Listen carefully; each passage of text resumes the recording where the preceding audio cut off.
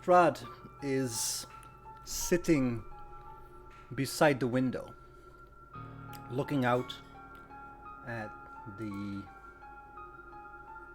rather gloomy weather. As we zoom up onto his face, he looks forlorn, mournful even. Rahadin enters the room and asks him, "My lord, you look pretty gloomy. How? Why?" I have to say, my toys, they are proving to be a bit of a fuck up. Every time I send them out, they just... Well, for some reason, the task I set upon to them, they seem to be too difficult. It mourns my soul. My lord, I understand. But I hate to see you in this state. How can I lift the veil of sadness from your eyes? My friend Rahidin, you know that only one thing can lift my spirits when I'm this gloomy. He reaches over and grabs a set of... No, sir. He grabs a set of bongs and he taps them lightly with his fingers. I know, my friend, I know. Please, fetch the others. Rahadin leaves. And he comes back with 3 skeletons, one of them holding a rather large, almost bass-like instrument. Another one holding like a flute. Another like a guitar thing. And Strahd says, "Thank you, Rahadin. Can you please give us a countdown?" Rahadin looks and holds up his hands and says, 1, 2, 3.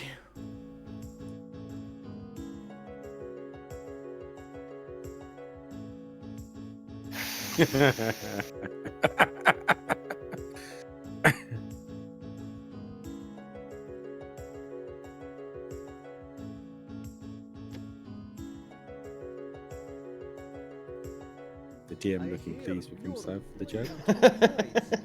Yet only hear whispers of dark fiends' conversations. The ghostly market sets out tonight, trudging This never was a steadily serious to the campaign, place right? where This all once led to they this. found their devastation. Ravenloft's a silly place. I stopped to see her on the way, my cheeks wet with the feel of ancient love once again. My toys drew cards and she would say, "Hurry, these things are waiting there for you! It's going to take a lot for you to conquer me." The procession, it is right there for you to see. I blocked the sun over Barovia. It's gonna take some time for you to level up before I go.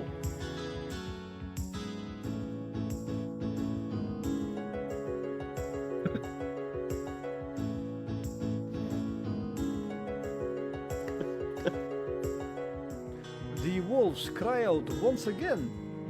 And who would guess the night hag stealing dreams from Mr. Seraphim? Well, I know they will come and I will fright. Sure as Zocket likes to lay down during every fight. Trish seeks up to light up the night and Killian tries to heal during every fight. But it is going to take a lot for you to conquer me.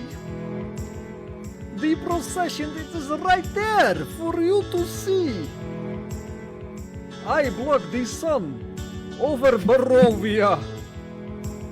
It is going to take some time for you to level up before I go.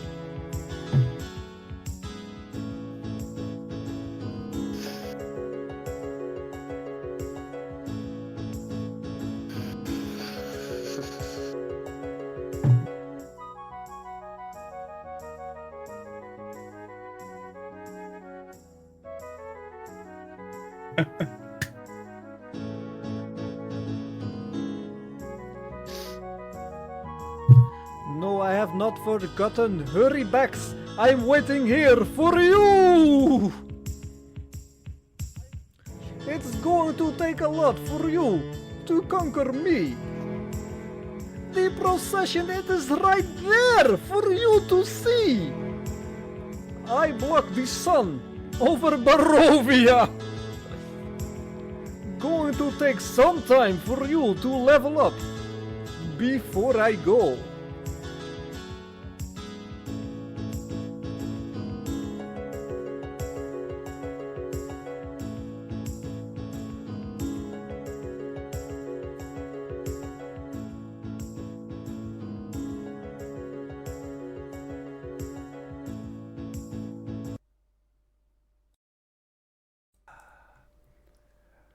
That was that's fucking amazing. That is.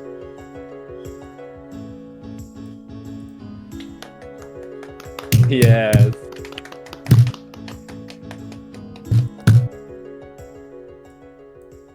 So when are you releasing it then? Are we going for Christmas #1 or? Yes. I'd buy it. So how long did you spend doing that? 'Cause that was actually really well written. So 10 minutes. fucking hell. Very Nice. And now my Sirenscape has crashed. So It's doing This fine song for was me. Too much for it. yeah, it's not for me, but that's okay. Trish, you are sitting here in complete darkness. Correct. What do you do? Well, I heard footsteps coming from the other side of the door, so I'm waiting until they pass, and then I think waiting again until they pass back in the other direction. 'Cause from what I remember, that was the end, so they would have to come back. So yeah, I'm waiting until I've heard those footsteps pass back again in the other direction, and then wait like 2 more minutes until they've gone a bit further. And then I'm opening the door and going to my left, so like east. Yes, east. All right. Are you like turning on a light?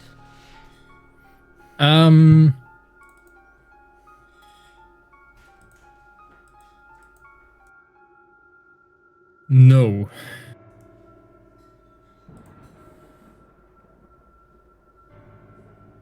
But I am holding the candle still in one hand, unlit, and the tinder box like in like a pocket nearby, so that I don't have to go looking for it.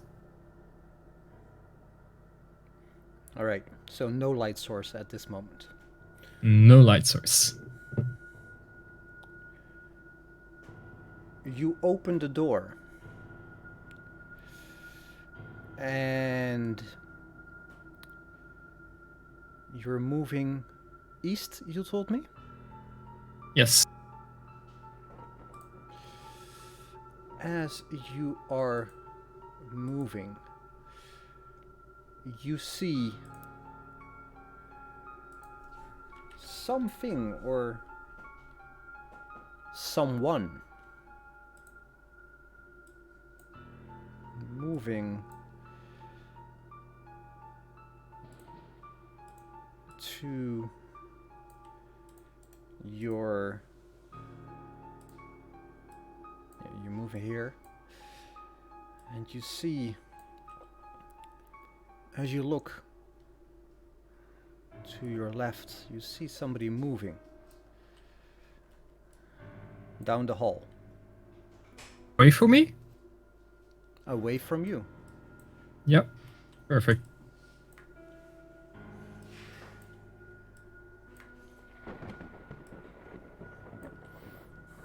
What do you do? Well, I move in that direction. And I am dragging my hand on the right-hand side of the wall to count the number of doors that I pass. Alright. Where you moved, you are now in front of one door. One door.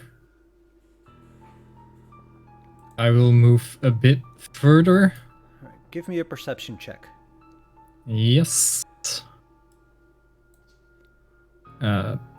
Perception. Oof. It's dark, gloomy. The footsteps of the man you are holding in tow drown out most of the sound around you. As you look back, maybe to shush the man behind you that sadly cannot see you, you see the man in the corridor moving your way. Over the shoulder of the man you are having in tow. Did I pass another door? On your left hand side you passed another door, not on your right hand side. Okay, I'm gonna continue moving and feeling on my right hand side for doors. And as I One door as on I your right feel hand side right now. yeah, as I feel a door, I'm gonna try to push it open.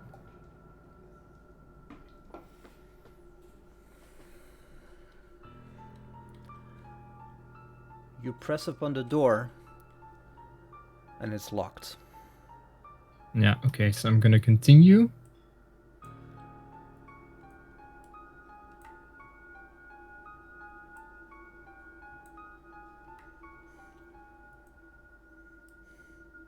You pass one more door to your left. Yeah, that's okay. I'm gonna go a bit further.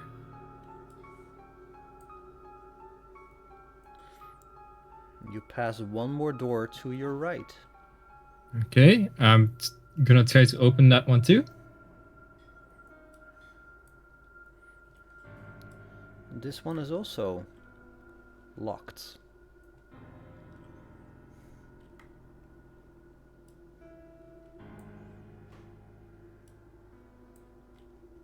Crap. I reach into my backpack and I take out a crowbar and I give it to the man behind me. Mm-hmm. And I message him like there's someone behind me. I'm gonna try to open this door. You might want to try this. Gonna hand him over the crowbar. Mm-hmm. In the meantime, I'm gonna. I'm just gonna light the candle and try to pick the lock on this door. All right. You light the candle, which means that you have 5 feet of light. Give me a stealth check. Yep.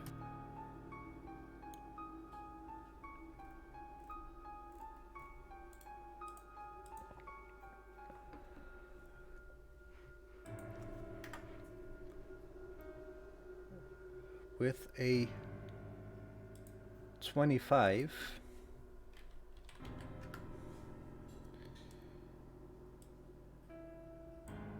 Your light is just dim enough to not attract attention.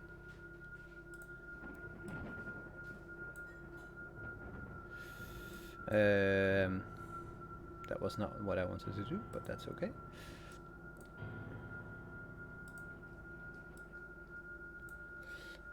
And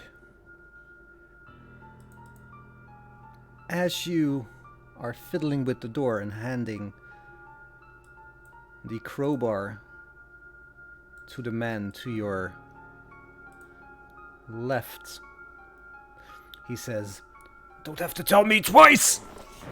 And he just bolts for the guy. Oh god. Oh god. And Okay.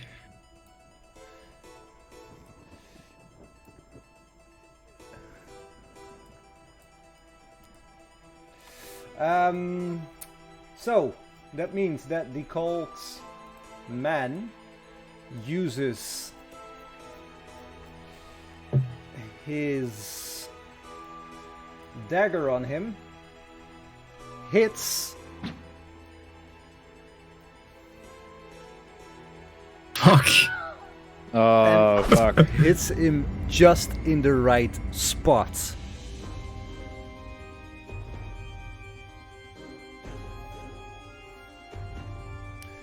I hope you have a potion on you, Trish. Trish, what do you do? I try to open the lock. Right. Give me a sleight of hand. With Yep. No, sleight of hand. Yeah.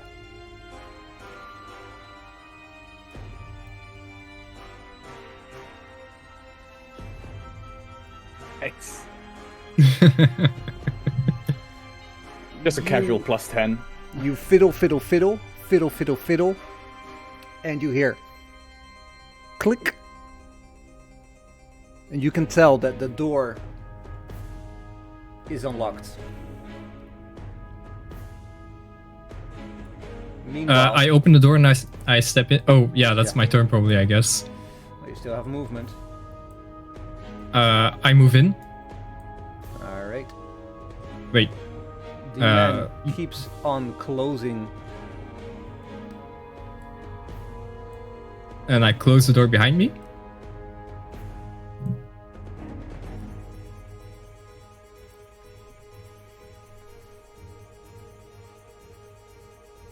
You close the door behind you.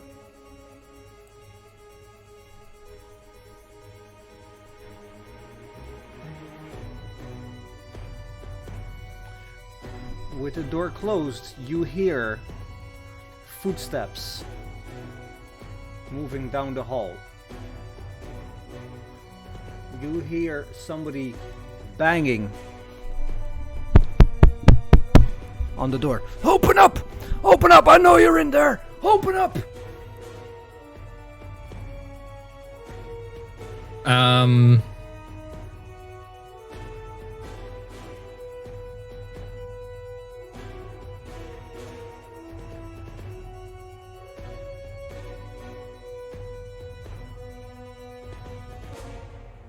Is there a sort of like a window in the door, like with bars? Yeah, but it's closed. Oh yeah, okay.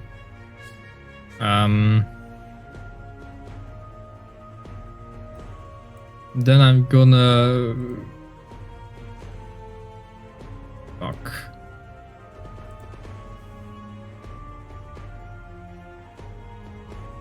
I'm just gonna stay silent.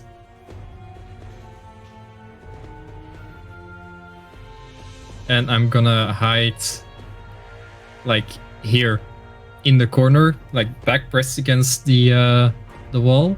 Mm-hmm. And if he comes in, I am going to like if he has a sword on his side, I'm going to try to like just grab it out of the scabbard.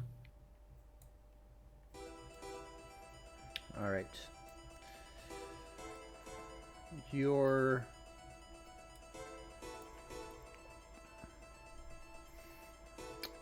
candle only lists a small area in this cell. You keep hearing the tapping on the door.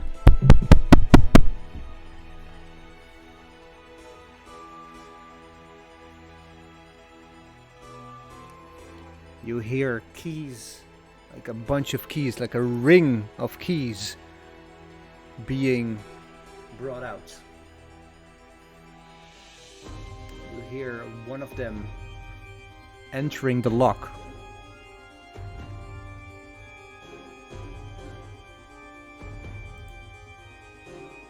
And as the door opens,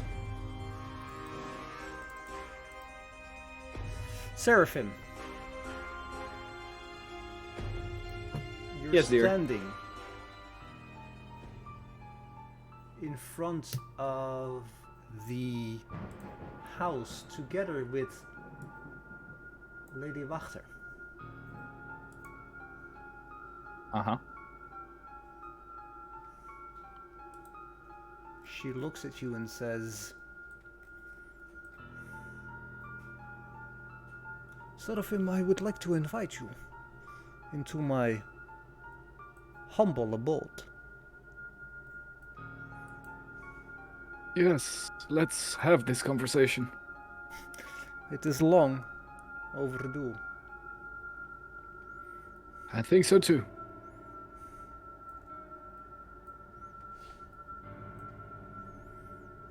After you.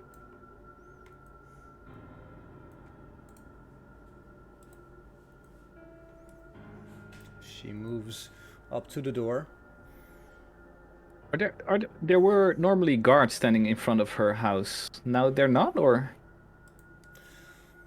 Not that you can see. Okay. Oh, also one question. Did we sleep after entering the town? Well, Trish slept. Oh, yeah, I remember. Yes. I was wondering why I don't have my spell slots back, but I remember. Yes. Yeah. Yes. I got groped. You got me too'd. Indeed. Yes. She opens the door, moves inside. I see only darkness in front of me.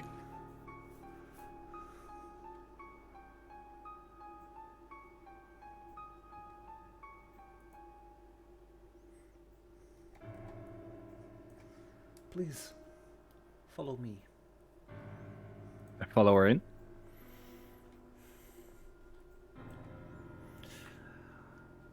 Seraphim, I would like to have a fireside chat with you. You have seen my dining room before. I would like to invite you to the parlor. Do you accept? If not, I will ask you to leave my house immediately. Is there a reason to this line of thinking? Is there something special going on? Just so you know, the moment you step in this house further, beyond my beautiful foyer, and you look around and it's nothing special. It's beautiful indeed. There is no turning back. The things I will tell you, the things we will discuss, will make us bonded In a way you do not, at this moment, fully understand. I seem already bonded to this land in a way I don't understand. I don't see any restriction as to why not bond even further with its people. Lead the way. I'm eager to listen to what you have to say. Very well.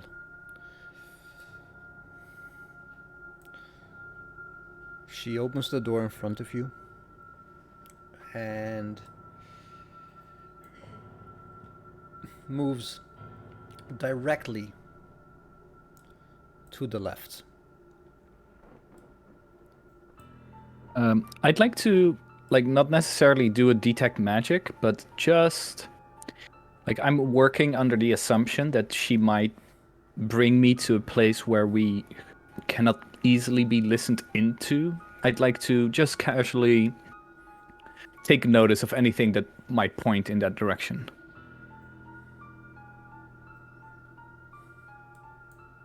Like using my knowledge of the arcane, you know? Yeah. Well, roll me an Arcana check. Okay. 24. No. Wait. No, that wasn't you. But with No, an it's 18, like, oh, there you go. Yeah. with an 18, still, you detect the moment you walk through the door in front of you, there are wards placed around this room. Yeah. And indeed, these wards are making it so that anything said inside this room, there's no way of any divination magic Exactly. intercepting it. Yeah. Yeah. Check on my assumption. Check. I step into the room and close the door behind me. Very perceptive of you, Seraphim. Please, follow me. And she moves towards the benches, the sofas there.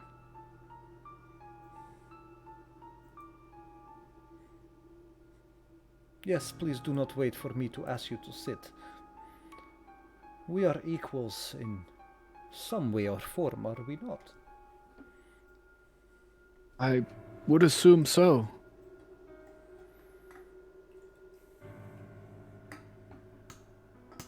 I assumed you would not wish to talk with me while I was to be standing, so forgive me my forwardness in this. It is forgiven.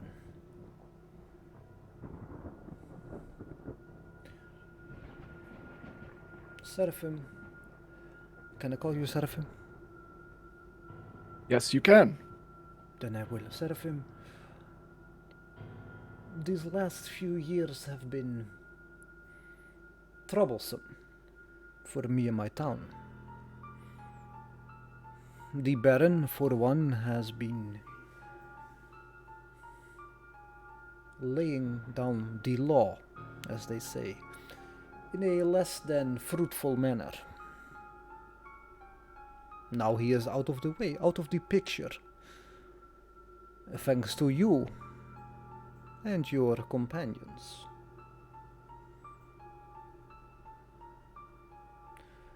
I hope you can forgive me, but this whole trial, it needed to be done for me to save face and to legitimize my claim to the head as the new burger master. I had the inkling this was the case, but it's nice to have it confirmed. To know that you are not a willing enemy of me and Trish. That's a good segue. Because I think we have a common enemy. I look eagerly towards her continuing.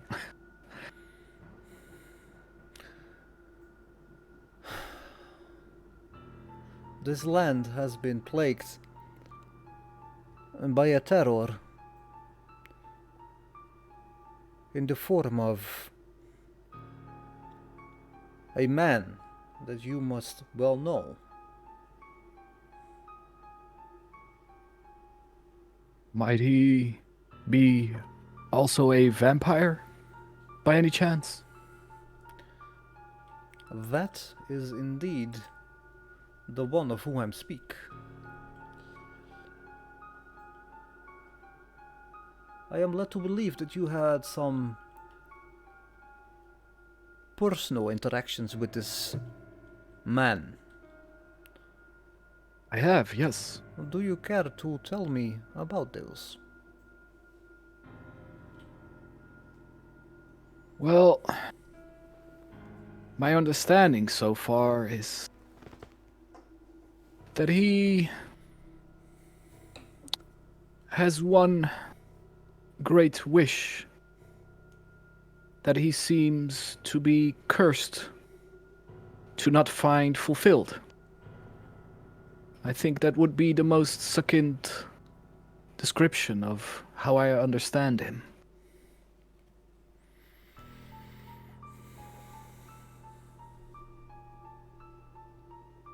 I gather that you have misplaced something that he believes is his.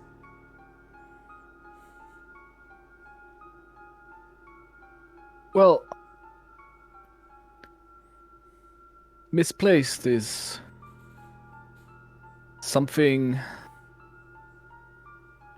that I would own or keep stewardship over. Could be misplaced. But I do not mean or think to actually own or perform stewardship over Irina, so that might be a bit too harsh of a description of what is going on. Roll me a perception check.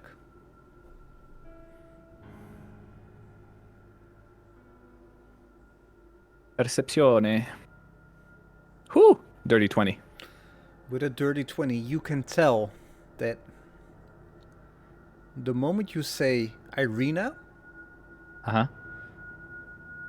she is on the one hand surprised, and on the other hand something clicks in her brain. Yeah. I see. You seem to be thinking of either something else that he is seeking, or you did not know at all. Very perceptive of you, Mr. Seraphim. I am remiss if I would tell that my network was without flaws. Sometimes things are brought to me incomplete, the information lacking at certain points.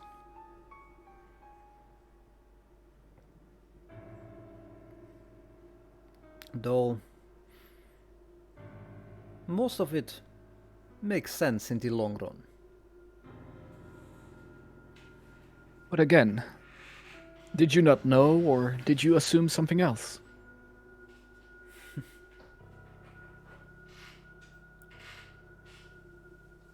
Assumptions make an ass out of you and me, Seraphim. I Indeed. like to stick to the facts. And the facts tell me that this land is ruled by a despot. A man, or creature, rather, interested only in suffering. Be it not his suffering, it is the suffering of others. I think that a change in leadership would do this land proud, and maybe even restore it to its rightful place among the rest of the world. Would you not agree?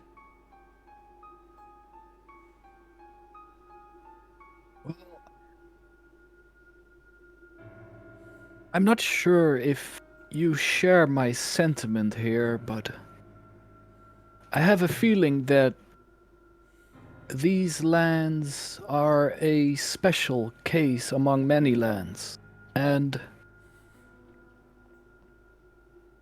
I have a feeling that what you call home might actually be his home, but one that is corrupted, darkened, shed of any light.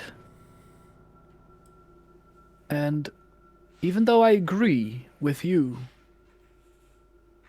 that the state these lands are in are not very beneficial to anyone, including the man himself, I think there is something else we have to look at before any meaningful change can be performed.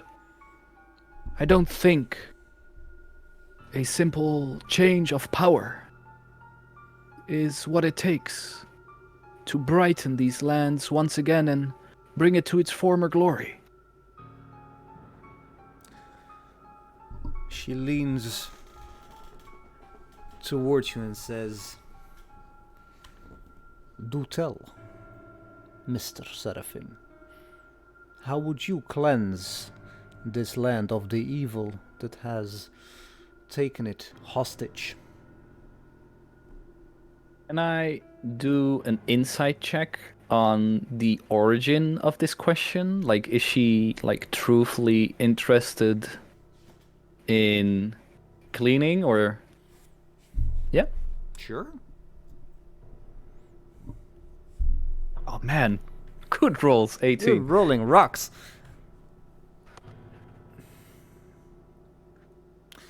With your 18 perception, you Insight. get insight. You get the feeling that, on the one hand, she is indeed looking to usurp the ruling class. That is clear. Yes. She needs help. She cannot do it alone. But there is something that she's not telling you at this moment. Can't quite lay your finger on it with your 18. Hmm.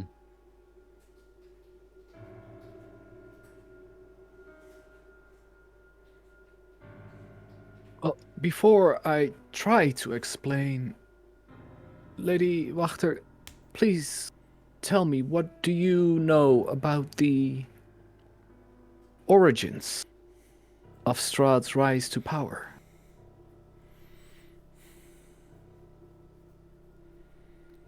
From what I can tell, during my long and extensive research into the subject, the vampire came here many centuries ago. Seeing as he is a vampire, he is immortal to a degree. As I'm sure you will understand, nobody is truly immortal. But yet he has lived for almost 5 centuries.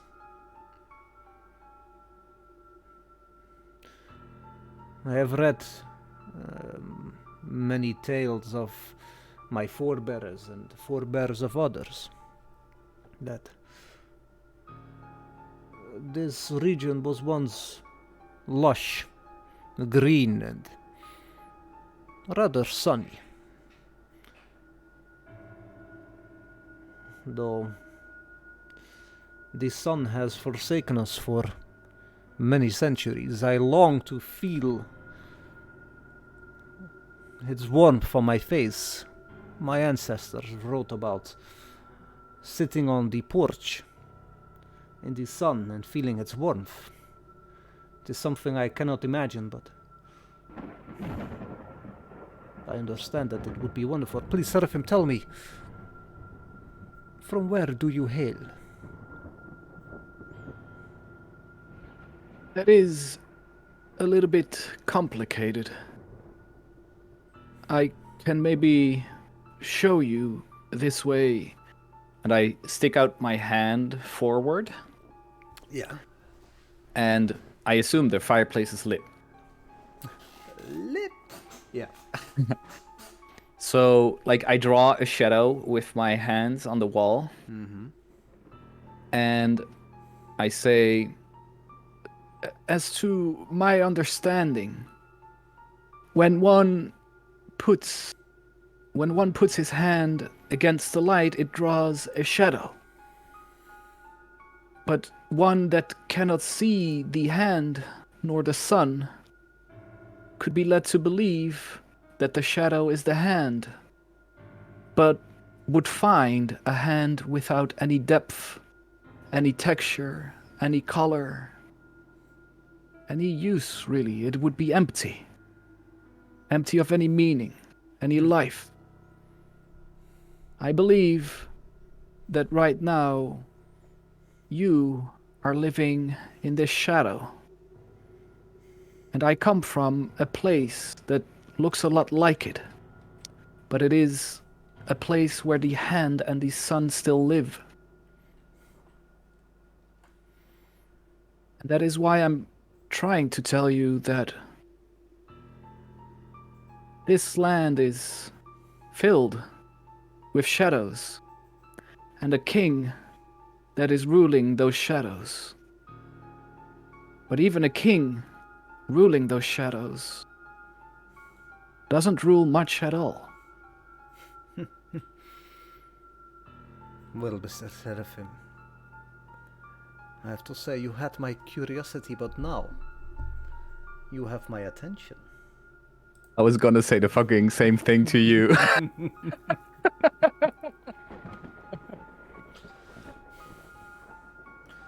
Then do tell, how do you envision us together making this shadow into a full-fledged hand? It has come to my attention beyond my own willingness that there are powers leading this land, powers that have given the king himself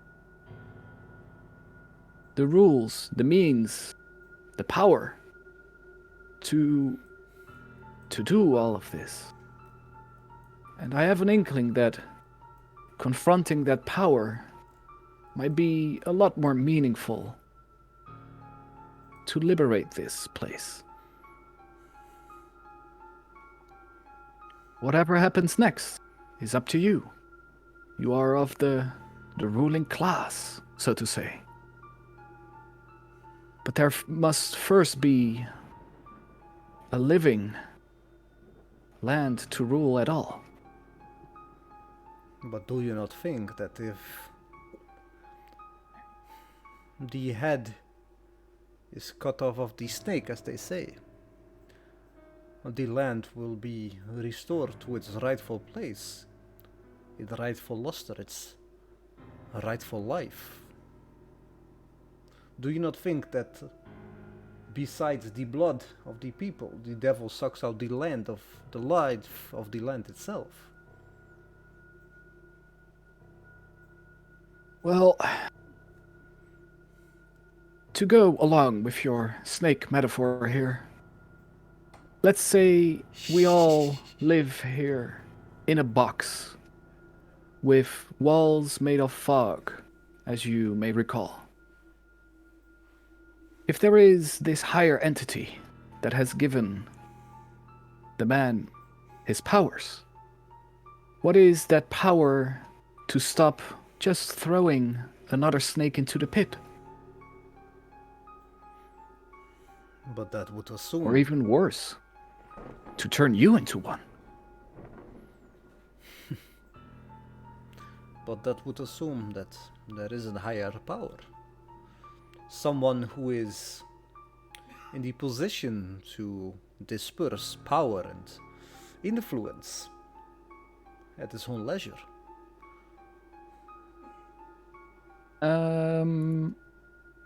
Let me think for 1 second here.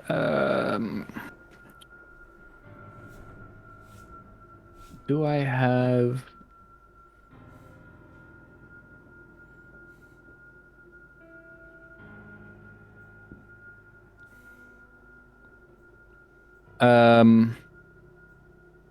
I have to read a spell real quick. That's a weird spell.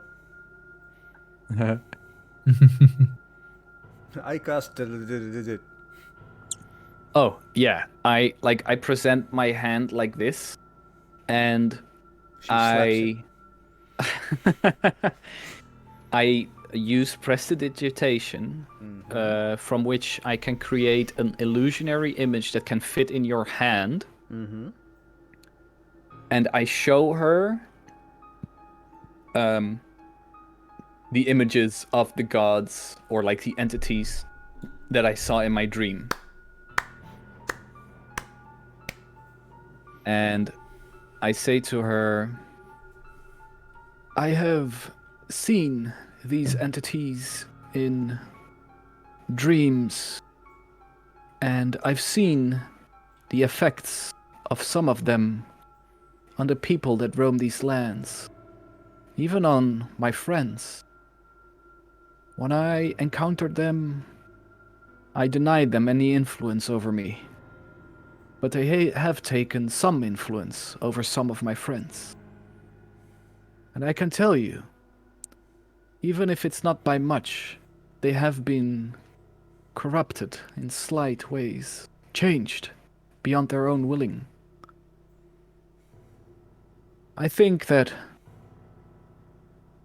these are the entities that influence people, situations, places, but even they were afraid of the one that created the king of this land.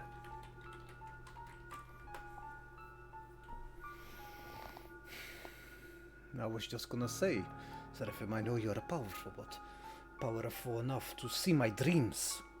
I did not think so. I am delighted and somewhat saddened that your Saddened? powers do not reach as far as seeing to other people's dreams. But yes, Oh, there are entities that most of us have seen in their dreams.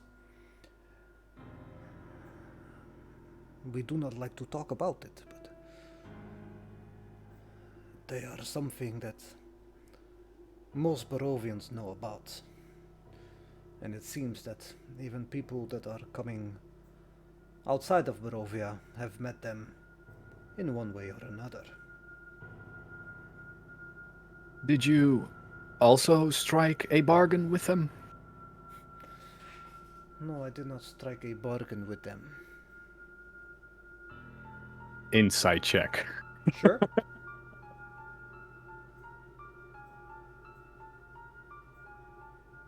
16. She has to roll a deception check if she wants to. Or maybe she will.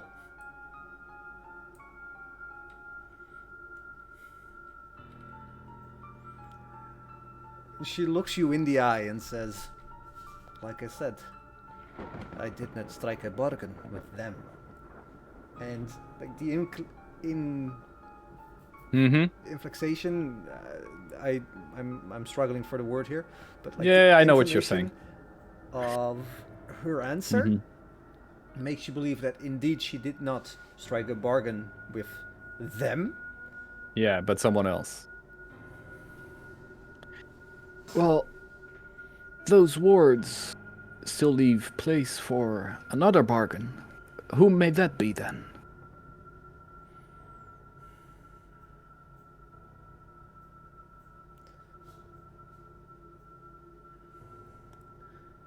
Seraphim, there is more to me than meets the eye.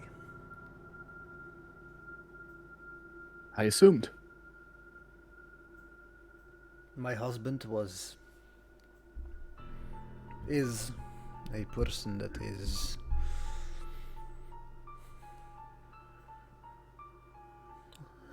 always interested in the occult, the world behind the world, as they say.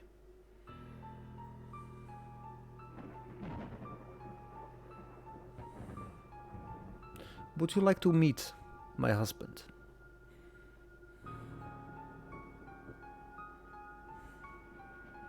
Wait. Have we seen him before at all? Nope. No, right? But like, were we led to believe, like, this is sessions ago, like, were we led to believe that he was dead? Never asked, never told. Yeah, okay. Well, to be honest, I'm surprised your husband is alive and well from the situation, and pardon me, a lack of asking, really. I assumed he was not here anymore. So yes, please, I'd like to meet your husband. Well, he is here, among us, in a way. Please, follow me. This is a lot of what the fuck.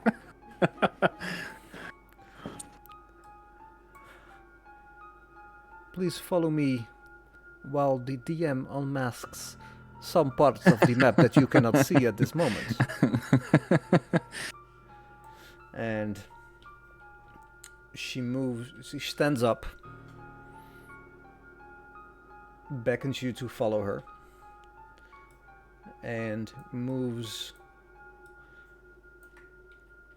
toward the door, through the door, up the stairs. I follow her.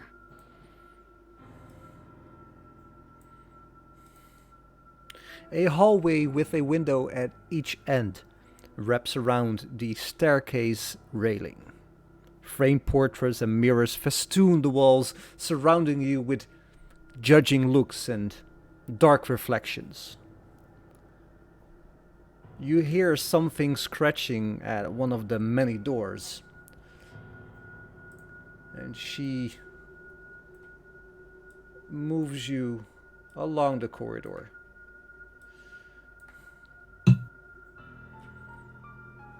Do you follow?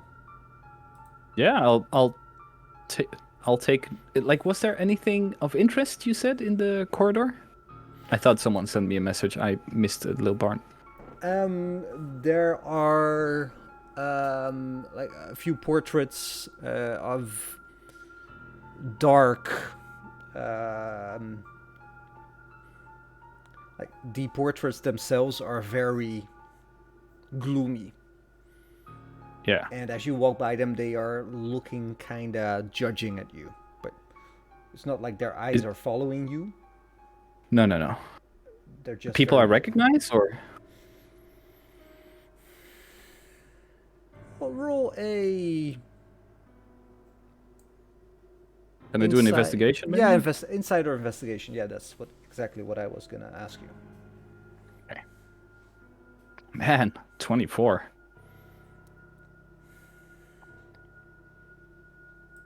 Or maybe, like, if I do not recognize them, maybe just get an idea of what kind of people they are, maybe. As you look, you've seen Lady Wachter for the last 10 minutes. You have been face to face with her. Uh-huh. But as you walk past these portraits, they do not look like they are related to Lady Wachter, but they do strike a chord. And if you think back, the first time you entered the tavern in this city, in Vallaki, Mm-hmm. there were two boys there drinking, Yeah. being a bit rowdy. Yeah. You could tell that they look like their features are resembling the features that you see at the paintings on the wall. But these people in the paintings are older, right? Yes. Yeah, okay. Dating back centuries. Some of them. Ah, okay. Okay. I'll follow her along.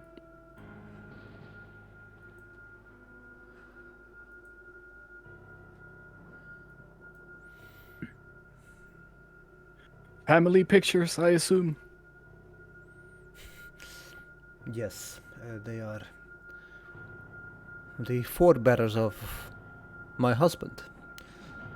Each and every one of them in their right, a powerful and just man. Please, follow me and try to be quiet. My husband is sleeping. Okay. I will be quiet. She opens the door.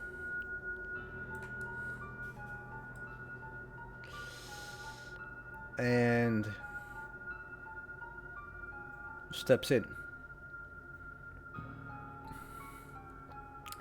Do you follow?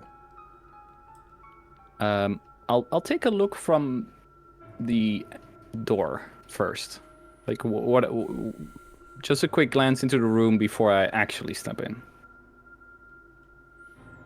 She steps in and moves to the side of the bed and puts her hand gently on a figure laying in the bed. Like, do I see anything occult in the room? Like, is it full of like candles and pentagrams and? No. Okay, I'll move next to her. She looks at you and places her hand, her finger, to her lips. And as you enter, across from the room, across from the door, a fire sputters and struggles for life in the hearth, above which hangs a framed family portrait. A noble-looking father, a mother, and their 2 young sons, and a baby daughter in the father's arms. The sons are smiling in a way that suggests mischief. The parents look like uncrowned royalty. Wood paneling covers the walls of the room. A closet and a framed mirror flank a curtained window to the south. To the north, a wide canopied bed lies pinned between matching end tables with oil lamps. Stretched out on one side of the bed is a man dressed in black. His eyes are each covered with a copper piece. He bears a striking resemblance to the father in the painting.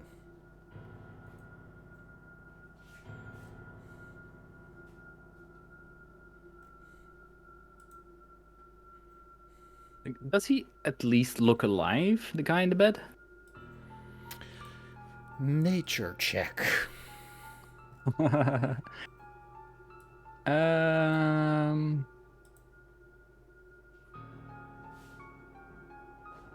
11. It looks like he's sleeping, but a rather heavy sleep. Maybe even the sleep of the dead, but you're not quite sure. Does he look undead?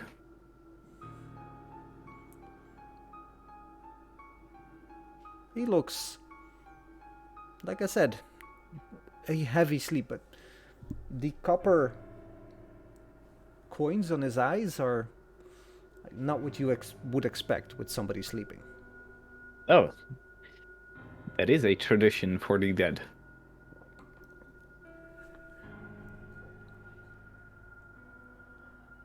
How's Lady Wachter looking? Like, is she distressed?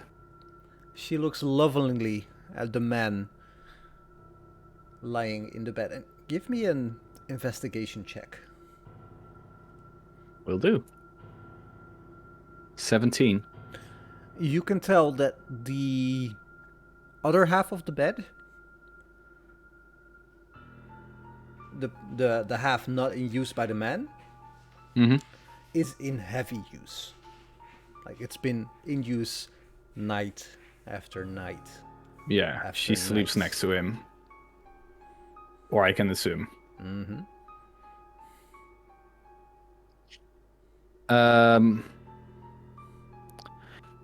I'll use a sorcery point to use subtle spell, so I do not use any verbal components. Mm-hmm. And I'll send a message to Lady Wachter and say, Do not be frightened that my voice is in your head, but I thought this way I could remain silent while asking you. What is the condition of your husband? I might be of help.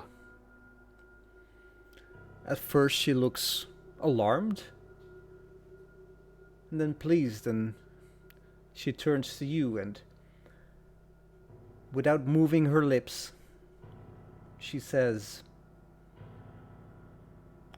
"You startled me, Seraphim, but I am glad that you are respectful enough to not make any sound and still try to converse with me in such a way that you show your willingness to help me and help the cause. I nod. My husband is in a state of repose at the moment. I am sure that with help, I might find a way to rid him of his condition." She turns to him and places her hand on his cheek and gently caresses it.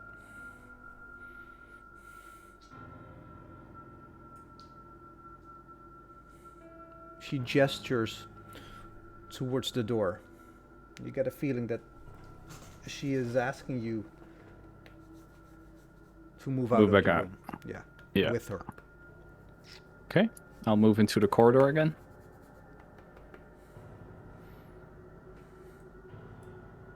And she follows you. Dude, come on.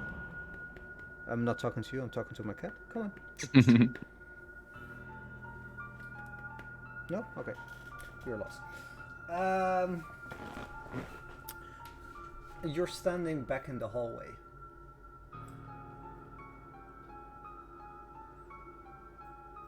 Yes. She looks at you rather expectantly.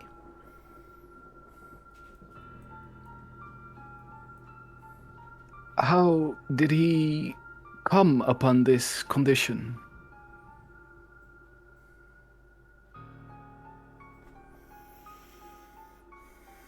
He bit off more than he could chew.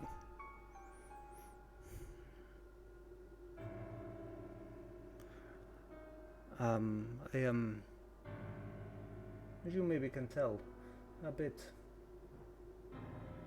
reluctant to pass you more information. Even though you have shown yourself to be a respectful man, I am hesitant to call you a full ally. As I'm sure you'll understand, this matter is quite delicate. Yes, one is always vulnerable with the people they love. It sounds like you have personal knowledge with this regards. Oh yes, I lost my father many years ago, and I found him to be buried in these lands. On one hand, I'm content on having found him. Yet I would have rather have found him in a different state. Be careful what you wish for, my friend Seraphim. You just might get it. Yes, I longed for my husband to stay with me indefinitely.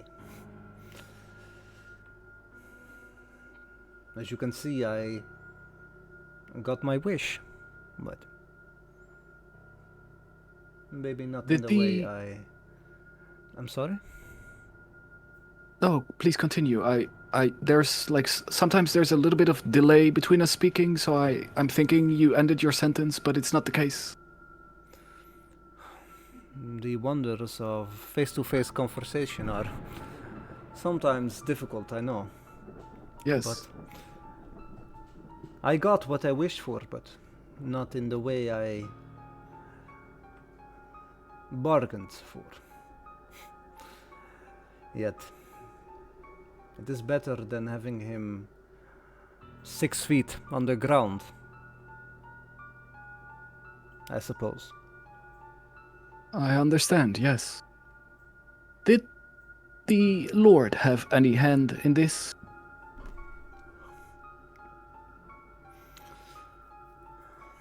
The Lord did not have any hand in this whatsoever.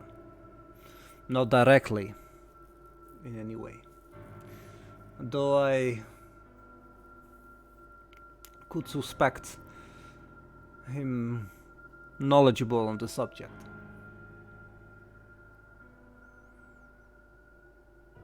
There is not a lot our great Lord doesn't know.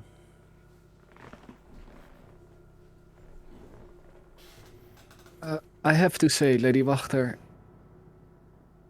I think you will find in me an ally under circumstance. That is to say that if you seek an ally simply to gain power, I am not certain that I will fulfill that role for you. On the other hand, if your truthful wish is to rid the lands of the shadows that are drawn upon it, a shadow that has laid its hands on your husband as well, if that is your wish, you will find an ally you can trust and rely upon. And I have a feeling that would be likewise for me. I see you have much to win, and some very important matters you could lose.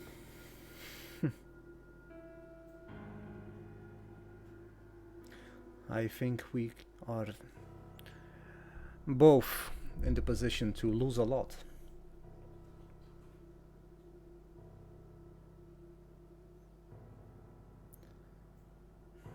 I do ask one thing of you, Lady Wachter. I understand that these matters are very precarious. I just hope that sooner rather than later you will be completely truthful, as I will be. But we do need to have understanding and trust. And right now, I do not know how to solve the matter. But I have one other person that I very much trust in your prison. Is there a way to resolve this matter? As that way, two people may help you.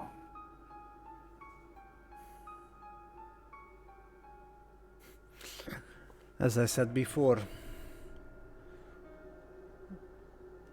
the trial was to enforce my legitimacy as mother of the people.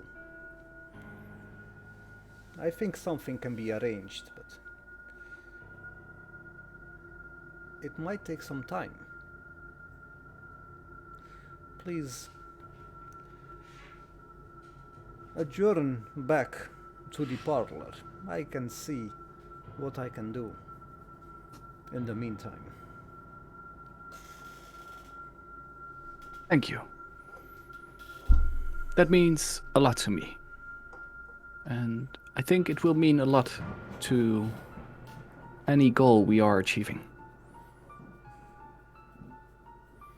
I have a snake in And- front of my face. No, that's the one I'm talking about. Chuck it out of the box. As she says, I go back downwards towards the parlor. All right.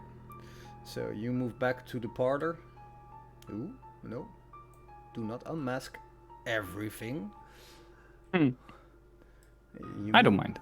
I know. You move back to the parlor with a little hooky to your own spot. Yep. And you hear the door to the outside open and close. And I see her walking by out of the window or someone else. Yeah, you see her. If the map is not loading anymore. Mm-hmm. Mm-hmm. Well, you see her moving this way. Oh yeah. If I look around the room now, can I like there are cupboards? Are there maybe books or something around the living room or the parlor here? I do like the little watching the bookcase you do it when you're visiting people, you know. Oh, what does she read? Do you want the flavor text for the parlor? Yeah, sure. Here, 3 elegant couches surround an oval table made of black glass. All are set in front of a blazing hearth, above which hangs the portrait of a smirking nobleman sporting a broken nose and a tangle of hair, graying at the temples. Several smaller portraits hang to the north wall. As you look behind you, an ornate dining table stretches the length of this room, a crystal chandelier hanging above it imperiously. The silverware is tarnished, the dishes chipped, yet all are still quite elegant.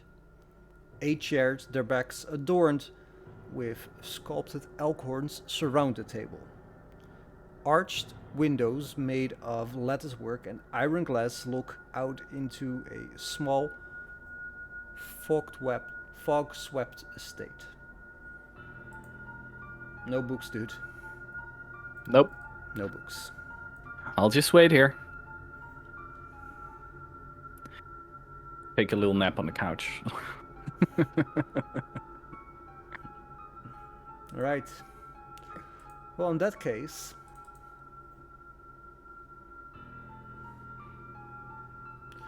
Bax, remind your DM. What were you doing? At which point, as in currently, Yeah. We're having a short rest. well, we've just tackled a horse that came through. We then retreated into the side room to continue our long rest. When Sir Klutz appeared, I then spoke to Sir Klutz to find out what Suckett's plans were, and if he told Klutz what to do. Klutz didn't recall, so I told him to wait in that room in case Suckett came through or opened the portal again, or we continue to have our rest, so he could keep an eye out for us there.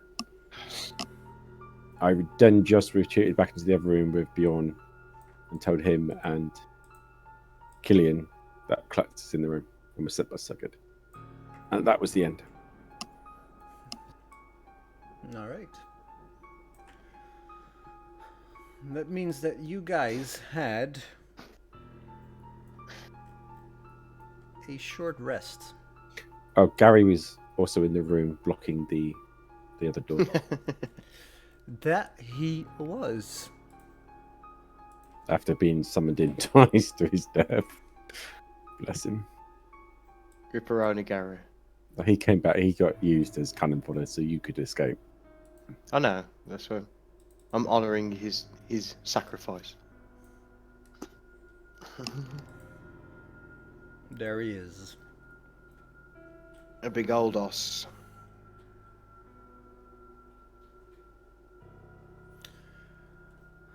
Pray tell your next action. Have we had our long rest? If it's a long rest you're trying to have, yes? No. Well, that was the original plan. I don't think we can have a long rest here. I don't think either. That is what we decided, right? Well, the first thing I can do is, it's very situational, but I'm going to grab the Scroll of Augury. And I'm going to say, lovely DM, to the north, to the south, to the east, to the west. Which way is the way to get out of this place?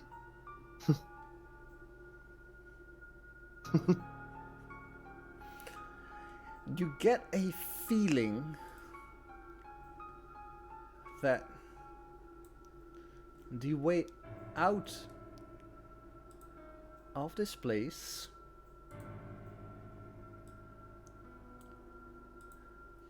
is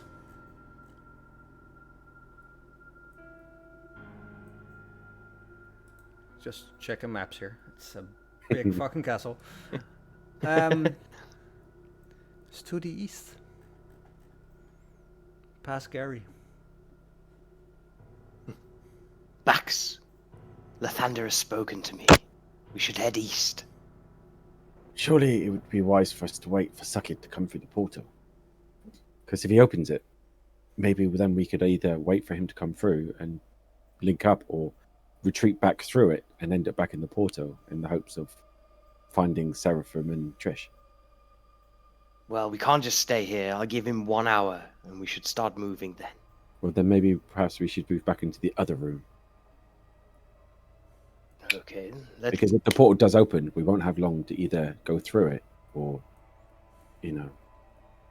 Well, lead on. Come on, Bjorn, I'll drag you by your heels.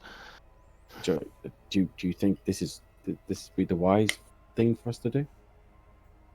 What other option do we have? Stay here and die? I think we'll be better off in more numbers. Well, let's all go. Let's all stick together. Show me Sir Klutz. He sounds like a fruity man. I tell Gary to follow in the rear while we move up through the door. And the big horse just squeezes through the door. Whoop. Apparently, he can fit through the door. I checked this last session. I did double check this.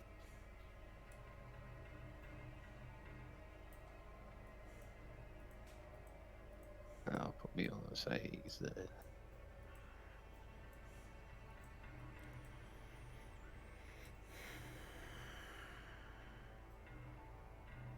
I don't think we're going to find rest in this place. That's why we need to leave. Would you say Give it 1 hour. If he Well, doesn't since- open the portal within 1 hour, we must leave. Surely he must. He knows that this is the place we came to. I would imagine that he is a man of such intelligence that he would know to check the last place. Are these two like alcoves at the top? Are they doorways or are they windows? Because I can see the door on the left, but are they doorways as well? Right, everyone, take a door. Wait, where's Gary, you can have the double door. where's Sir Klutz? Sir Klutz is not here. Where did he go? I told him to wait here. Evidently, he didn't want to wait for us, did he? Well, it's only been 5 minutes. I don't. He can't be far. Maybe the portal has already reopened and he's gone through. Perhaps. Do we wait now then? I just work Or here. do You tell me. I think we should make a break for it. I'm extremely exhausted, and I haven't prepared any more spells, sir. I cannot stay here. But surely it is wise for us to wait for Suckit to appear. Is it though? Yes. We're just sitting ducks, though. You saw what happened when I tried to sleep on the sofa. But we know what's here, but we don't know what's further down. I'm just worried that it might become too difficult for us to continue. You say that, but is he just being overzealous again and running off without us? No, I meant we know this castle is dangerous. But we know this room is safe. Once again, is it though? Well, it is at the moment. Right, everyone take a door. We'll wait an hour. Is this double doors here? What's this down here? That's a door. Can I just That's a door. peek my head through and just see what's there? These are double doors. I'd say let Gary take the double doors. You're not going to exactly just push through a horse, are you? No, but I'm curious to see what's on the other side of it.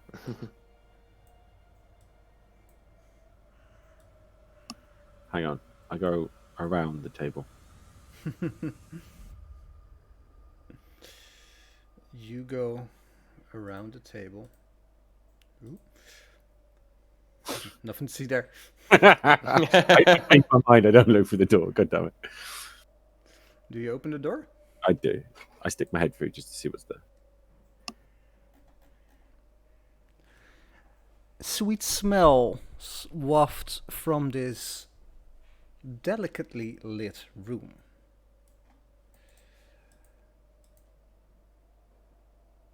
A great arch window along the west wall is covered by heavy red drapes. Their golden tassels glinting in the light of 3 candelabras sitting atop a small wooden table about the room. Tall white candles burn with bright, steady light. A large bed, canopied by silk curtains, sits with its headboard against the north wall. Carved into the headboard is with great skill, is a large Z for Zorro. Lying amid the velvet satin sheets and bedclothes is a young woman in a nightgown. One of her dainty slippers has fallen on the floor at the bed's foot. What do you do? Does she look like she's alive? Like, breathing?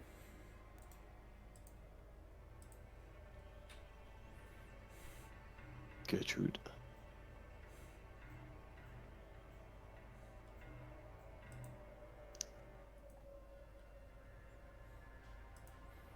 What do you do? Does she look like she's breathing? She looks very much alive. Is she awake? Is she looking at me? The moment you open the door... Wait, where's the thing there? She looks at you and says, "Hello, who are you?" Hello. That looks like an awfully rather large bed for such a small lady. May I come in? It's wonderful. It's a wonderful bed. You can come in the room, not into bed. I step inside. Are you a prisoner here? Oh no, no, I'm here on Lord Strahd's invitation. Okay. On the mention of Strahd, I tell Gary to trundle up here a bit closer. Can I ask why? Oh, that's a wonderful. It's kind of scary, but it's wonderful. Why is it? Oh, it's like a skeleton. It's fun. Okay. Would you like me to leave you alone now? No, you can come in. I don't mind. Who's there with you? I see people behind you. Yeah, I'm not coming in. Oh, they're just friends of mine. They're just getting warm by the fire. Gooey. We've had a bit of a run-in with a few things here. You were just taking a bit of a Run-in? break. Say again, sorry? A run-in? Oh, that sounds awful. Yeah, I mentioned the dead horse currently sat across the table. No, yes. Unfortunately, bad decisions were made. But I'm just curious. Are you waiting for Strahd? Is he coming to see you? Or Oh, I is this hope so. He told me to wait here. I think this is his bed. Oh, he's such How a lo- wonderful gentleman. How long have you been waiting for him? Oh, well, maybe, well, I've been in this castle for quite some time. The days all blend together. Maybe it's 5, maybe it's 7, I don't know. What days? Yes, but I've been waited on hand and foot here. I have nothing to complain. It's a wonderful place. Has anyone come recently to bring you anything? Oh, yes. I had some lovely ladies bring me some cake, and she gestures vaguely around the room, and you see some empty dishes with some forks around, a few canisters of empty wine and stuff around. Can I ask, do they just come or do you summon them? No, this is the darndest thing. Every time I'm hungry, they're just here. I wonder, do you think you can... Are you feeling a bit hungry now? Because, me and my companions could really do with some food. I don't feel very hungry, but I could eat. Okay. Bax. Yes. Come on, come Oh, closer. sorry. Can you just excuse me come. for just one moment? My friend wants Sure. to talk. Oh, just a quick question as I'm just going. Whereabouts are you from? Are you from Valaki? Oh no, I've never been to Vlaki. I'm from the village of Barovia. Oh, it's a lovely place. Been there once or twice. Yeah. Will you just excuse me for just Have a moment? You've been there? I have, yes. Oh, then you might know my mother, Mary. What was her last name? Sorry. Just Mary. Is this the thing that peasants don't have last names? No, but do you know there is something about Mary, isn't there? She's a lovely lady. Fucking shut it. Will you just excuse me for just Is one moment? lovely. Yeah, sure. Please close the door behind you. It's getting a bit chilly. Of course. But of course, I'll close the door and go up to Killian. Yes, Killian. Okay, big man. Let's just get the facts right here. She's a woman who wants to eat. We're in a castle that is run by vampires. Everything that we've been in, every room we've been in, something's tried to kill us. Sure. Please heed my warning here, sir. Let's get the fuck out of this place. But Killian, there's worse ways to go. She's. What then? If you want to become a vampire, sir, I don't get. that's on you. But I don't get the sense that she is. I think she is just an innocent that has been somehow tricked into coming. well, Only we you can... could sense evil as a paladin or cleric. I will find out in a minute. all I'm saying, Bax, is please proceed with caution. But if things go south, we must get out of here, because if you go down again, I cannot revive you. I understand. I will be. That's all I'm saying is just... And I don't think the bard here, he may be able to sing a song, but it might take a while to get you back up. Well, Time we won't have. The thing is, if she is here and she doesn't know what Strahd is, I wouldn't feel right leaving her here. I'm pretty sure everyone knows what Strahd is at this point. I don't know. She seems... I don't know. There's something about her at the moment. You saying there's something about Mary? about Mary's daughter. I say we just talk to her for a moment and just see. We're waiting for Proceed. Suckett anyway, aren't we? So we might as well pass the time. As I say, proceed with caution, but don't get too close, sir.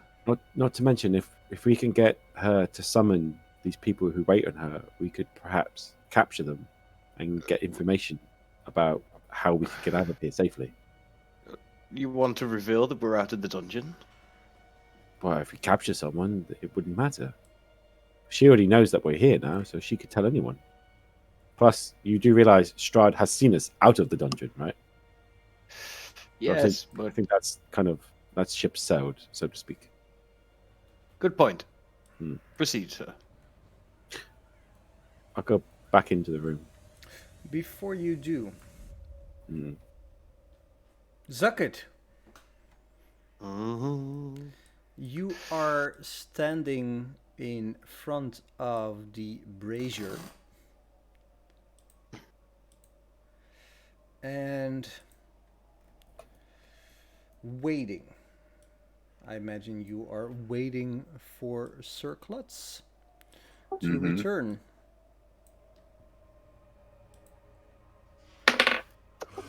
But in case he can't come back, because it has been enough time for at least, the imaginary people to have a long rest, I take out the wooden stake that I have in my inventory and I carve on it, "Can you send this back?"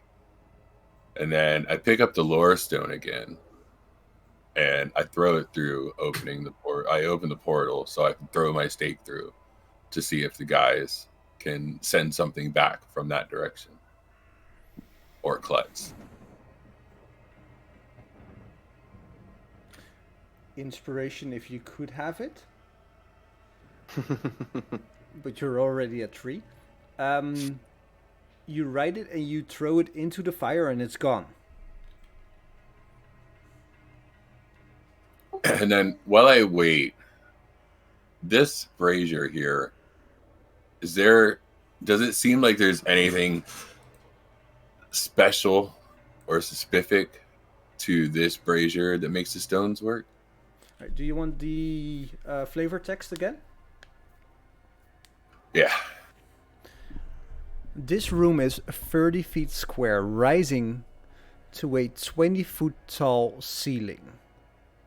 Flat. The stone brazier burns fiercely in the center of the room, but its tall, white flame produces no heat.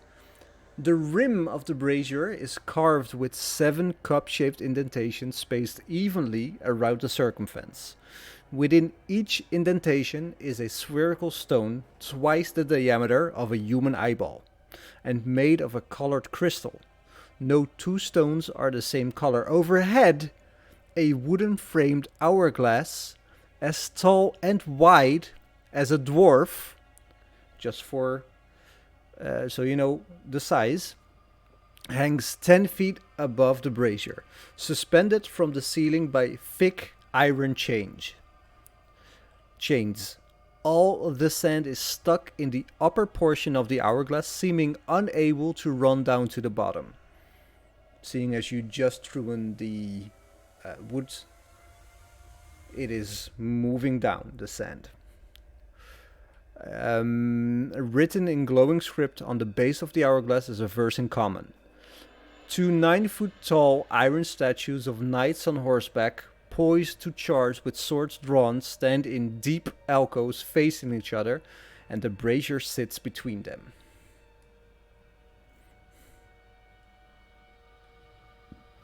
I'm trying to think back. Is there any other place that we've visited so far that we've seen white flame? Not like this, dude. All right. I'll just wait to see if I can get a reply.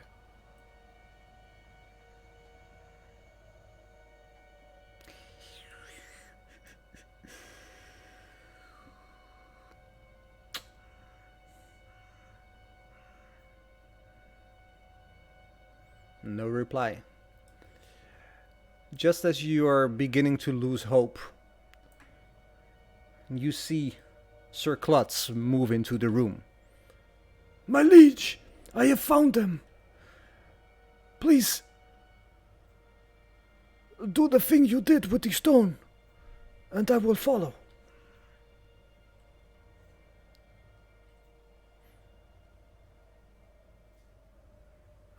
Did you not tell them to meet me at the end of the portal? I told them, but I am afraid that the portal is one way. It is kind of a design flaw.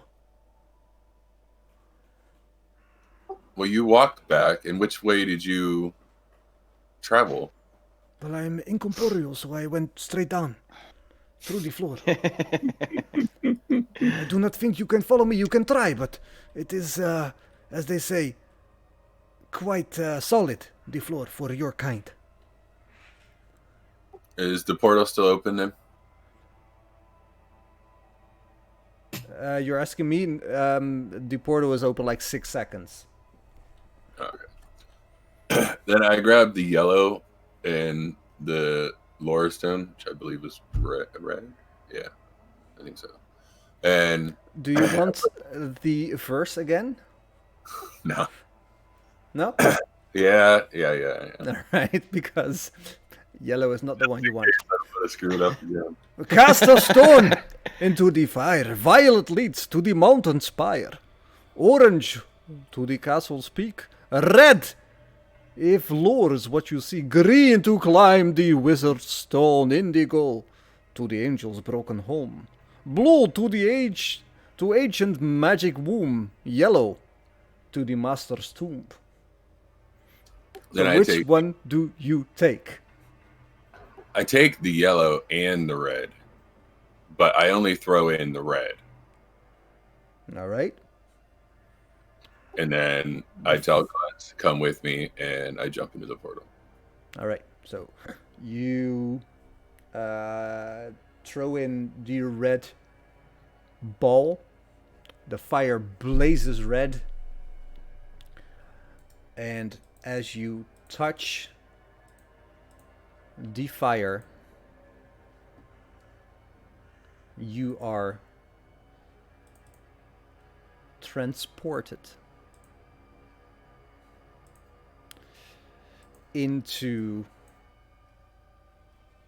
a room where you finally are reunited with your friends. Woo! Well, some of your friends, at least. Let's have a small break. Yay.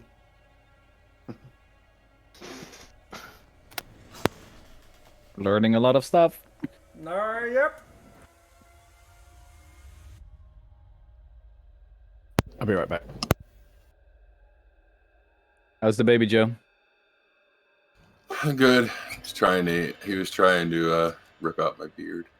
Yeah, that's what I saw. That's why I'm asking. I'm going like this, I saw like this little hand coming up like right? It's so funny.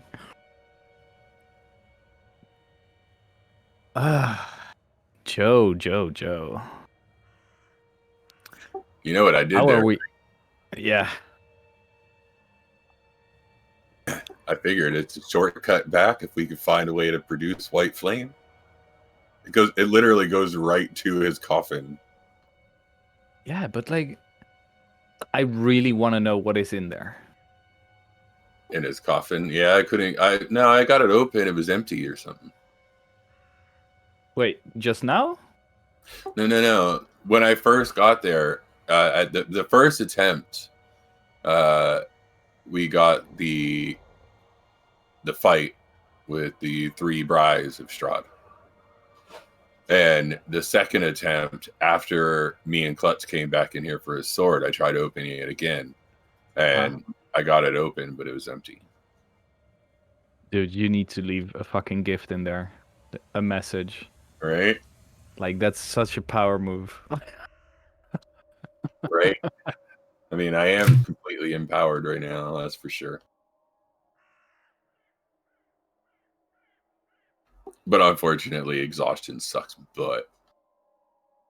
Oh, Dude, yeah. like, I've been thinking about how I can go to sleep and not be fucking touched by that hag again. Yeah. Like, I know how to mechanically do it, but I probably Seraphim shouldn't know, so I'm not gonna do it. Like, if I shape shift into a non-humanoid creature, she won't be able to, but, like, how would he know? But I'm gonna change into someone else before I go to sleep, because I'm not gonna keep this up for very long. Well, make sure Madame Ava knows you're changing into someone else. No. Like, when I go to sleep somewhere else Oh, for the yeah, night. Ooh, I have some candy I need to grab.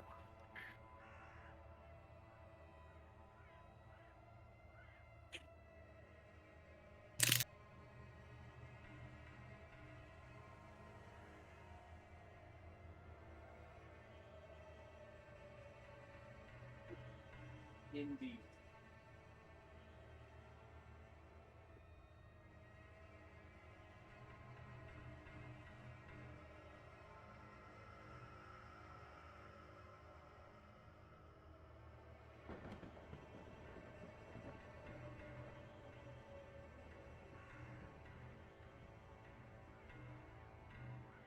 What are you guys thinking about Lady Wachter? That she's a bit creepy sleeping with her dead husband. Like, Like he It made sounded- a point of pointing that out, didn't he? it sounded a bit like what we found in the Death House. It's a little bit like Remember? that, isn't it? Mm. They also struck a bargain. Wait, didn't we get attacked when we made sound in a near bed or something? No, there was a woman giving birth on a bed.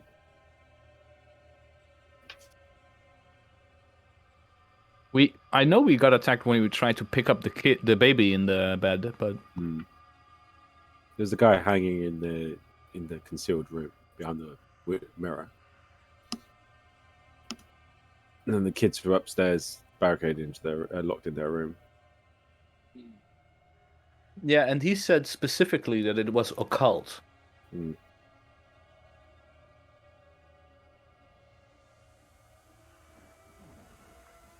But what I find strange, the kid in the orphanage in the attic, he was also trying to do something occult with devils or fiends. Remember? Like, there's this weird sidestepping occult thingy. He's there. Stop talking. He's back. Shh. He's listening.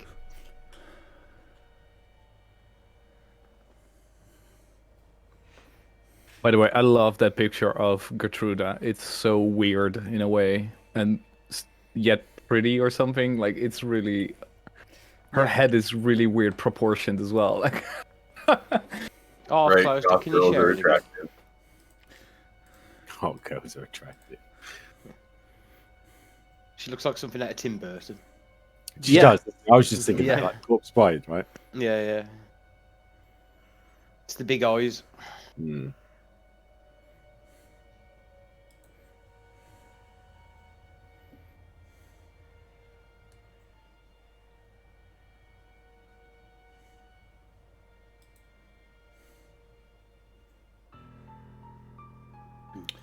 Zucket, Bax, Gideon, and Bjorn, and Circlutz, and Gary. Don't forget Gary. Never forget Gary. You guys are reunited. In a way, what do you do? I'll give a fist bump to Zucky. Hey. How's you guys again? Suck it. It's great to see you.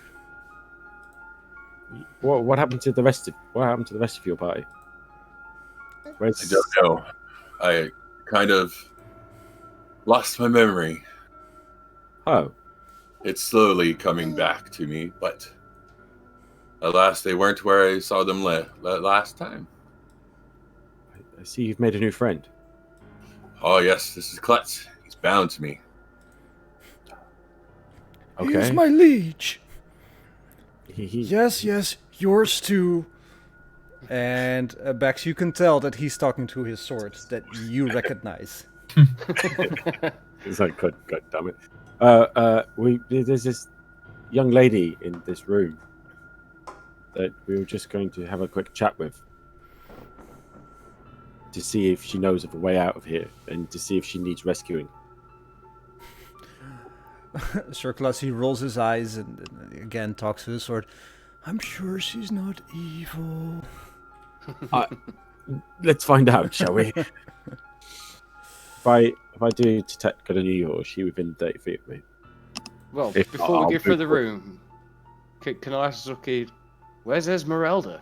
And that other NPC I can't remember quite the name of. Emil! Her and the meal have they've gone missing. I lost a little chunk of I time. don't know. Yeah, The person I lost who a was little saving us track. is gone. But Dax, before we go any further, I brought you something. I found this really nice shiny armor. I figured I'd collect it for you. That's very Most kind. loyal follower needs to be able to be a little bit buff to protect me from now on. That's very kind of you, Sakit. I really appreciate the thought. Can you just help me into it?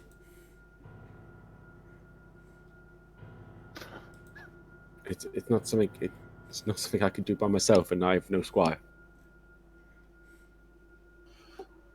Oh, well, you can ask Killian to do that. It's the other way around, big man. He follows me. Yeah.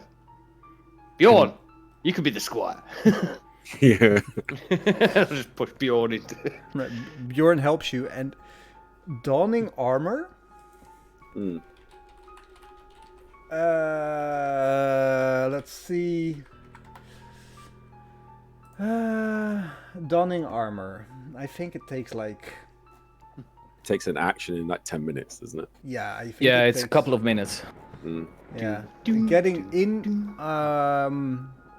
Well, first, what armor are you wearing? Well, I was wearing plate armor. Which But is this armor- which is heavy, what, sorry? medium. Oh, plate armor is heavy armor. Right. So, doffing your armor takes 5 minutes, Okay. and donning your armor takes 15 minutes. Okay. I'll be with you. I'll be with you in 20 minutes. Wasn't the thing you weren't wearing armor, Jubby? No, I got that armor from that other place, didn't I? But I hadn't equipped it. Yeah. Yeah, that's what I mean. I was playing like with a really. I had already equipped it in the last session. Okay. I didn't realize it actually took time until it was pointed out to me. So I've already switched it over mechanically speaking, but Doffing armor, if you have help, it reduces the time by half. in that case, I'll be with you in 10 minutes. Yes. Is the Klutz undead? Yes. Well, I'm just gonna look at him and heave. This fucking place. Oh, don't mind the dead horse on the table or anything. Suck it. And he like holds his hand next to his sword. Says, "No, my precious. He's not one of the evil ones yet." Looks at you.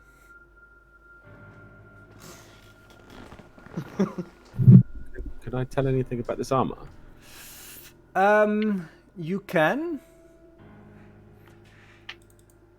In a moment, because first,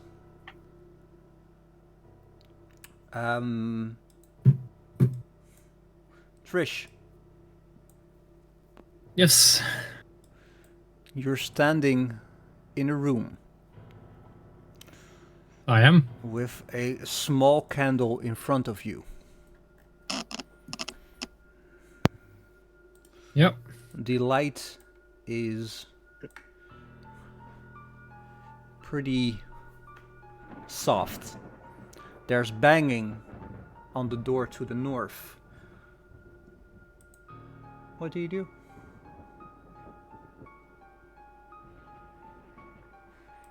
Well, I heard him rattling with his keys, right? Yeah. Yeah, I'm just gonna wait. And if he comes around the corner, I'm just gonna stuff the candle in his face. And if he's like distracted or falls down by that, I'm gonna like try to take his weapon of him. Like I'm assuming he has like a sword or like a stick at some kind at least. Mm-hmm.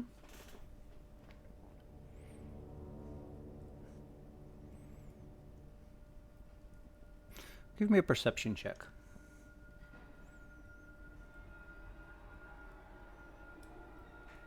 You hear the door open.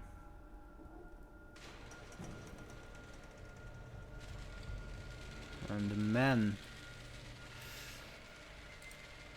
steps in. Where are you? Where are you hiding?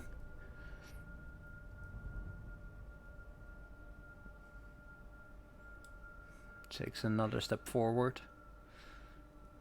Takes another step forward, and he's looking at the bed. Is he? Does he have a sword by his side that he's not holding, or any kind of other weapon, or what is he? No, he has a dagger in his hand. I'm gonna take the. Yeah, I'm gonna take the candle. Yeah. And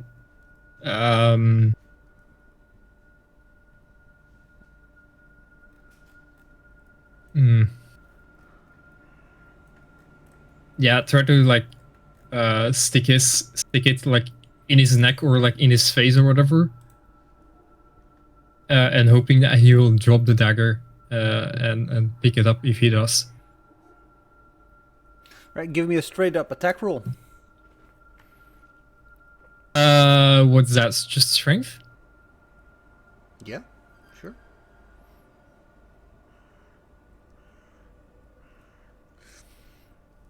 He's standing there and he's looking at the bed, and suddenly he sees light emanating from behind him, and a candle is pushed in his eye, and he drops his dagger on the floor and reaches towards his eye. Ah! Ah! I will put a dagger in the inventory.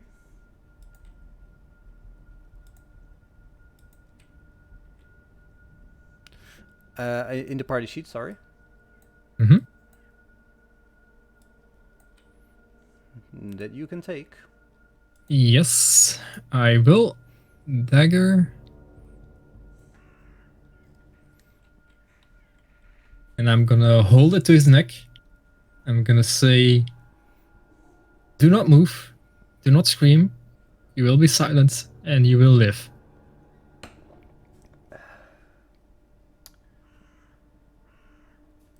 He just had a candle to his eye. I will roll a D100.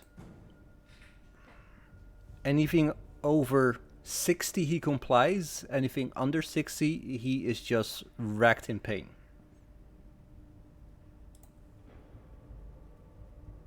He is racked in pain and screaming. Ah, my eye! Ah! Okay, then I'm gonna pass behind him. Yep. Go to the left until I get to the corpse, or yeah, where I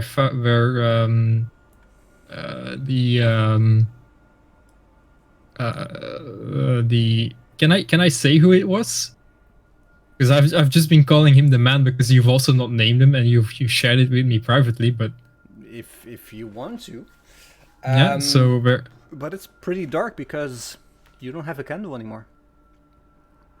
I don't, but it's a pretty small hallway. Mm-hmm. So I'm just gonna like shuffle along until I bump into someone lying on the floor.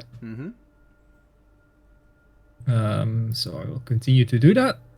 Notice that I'm inside the wall. Yeah. And when I'm on top of him, I'm gonna take out one of my potions out of my backpack and give it to him.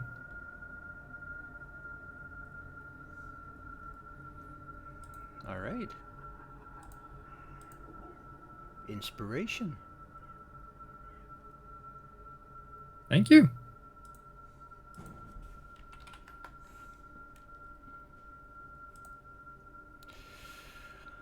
I have to put him back on the...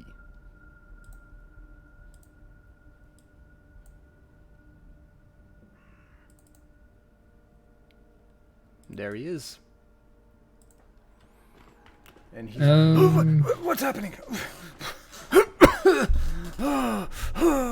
Oh, that hurt. Oh. Why is it so dark? Quite. Am I still dead? No. But we need to be quick.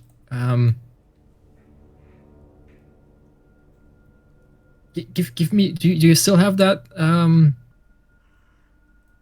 Oh, never mind. Quick, come on. We can take this guy. He's in the next room. We'll take him together. Let me just feel around for my crowbar. And he feels around. And you hear clink, clink, clink. And I found it. Yeah, okay. So I'm gonna go there. He follows you. And I'm just gonna stick the dagger in this guy's back, or like if he's facing me, just in his chest. Sure.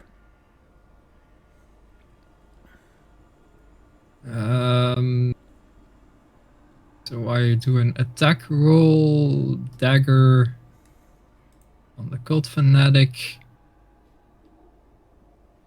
He's moving around and writhing and like you cannot really poke him the way you would want to.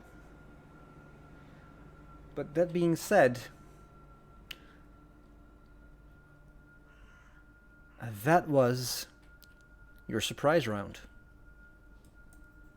Roll for initiative. Yes. Dang it.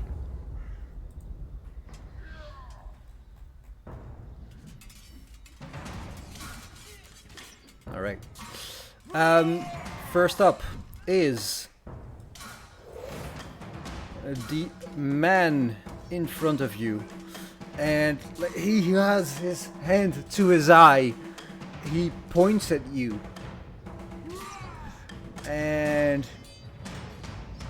misses.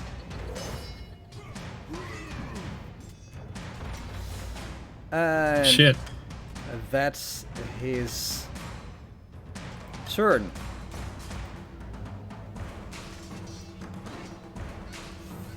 The man pushes past you and uses his club to attack him. Natural fucking 20.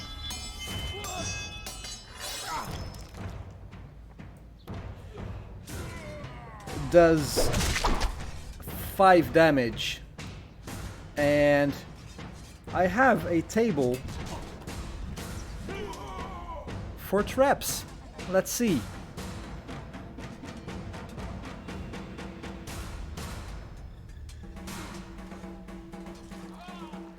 It's an antechamber or waiting room for spectators, which is kind of a bummer because it doesn't do anything. Trish.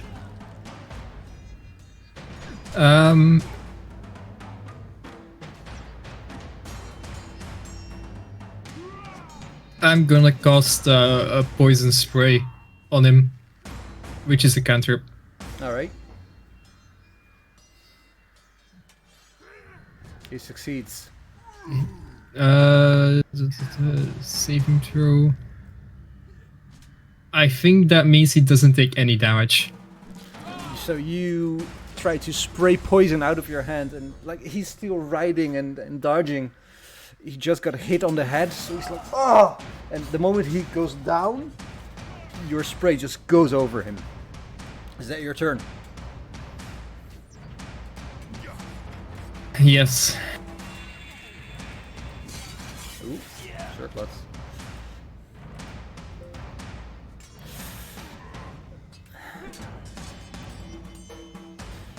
The cultist once more tries to point at you. Hits. I'm gonna use my uncanny dodge. Yeah.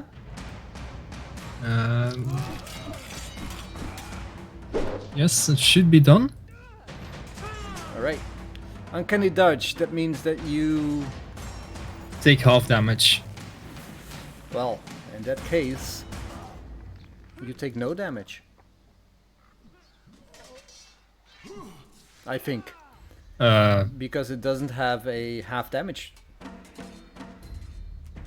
It's just on Wait, a what hit. do you mean? On a hit, the targets take damage. It doesn't say anything about on a saving throw. It's not a saving throw because it's just a melee spell attack. No, but wouldn't it just be whatever the damage roll is and then you just half it? I could. Like he. DM's why- discretion. I was going to say why. Alright. Why? So you take 8 damage. I just added it to you. You feel a coldness, as if it's straight from the grave, wash over you.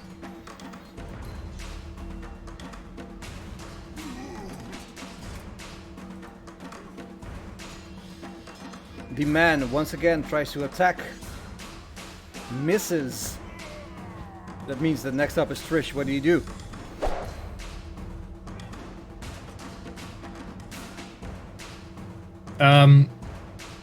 I'm going to use my chill touch cantrip on him. Natural Yeah. fucking 20.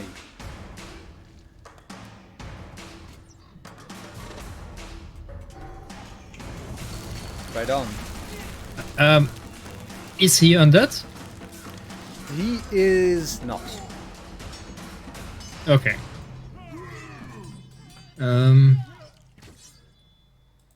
Yeah, there is also a thing that it can't regain hit points until the start of my next turn. Is that like relevant at all? Because I have an effect with a note, but No, but the thing that is relevant is that his next attack is a fumble. And he will roll on the fumble table. wait, hang on. His next attack is a fumble? Yeah. Because you did a natural 20. Can you Oh, I didn't read the. I Yes. wasn't reading the effect at all. Okay, all right. Okay, end of my turn. Amateur, yes. Alright, that means that next up is the cult. His next attack is a fumble. And he has a -2 on all his attacks. Next up is Mr. Commoner.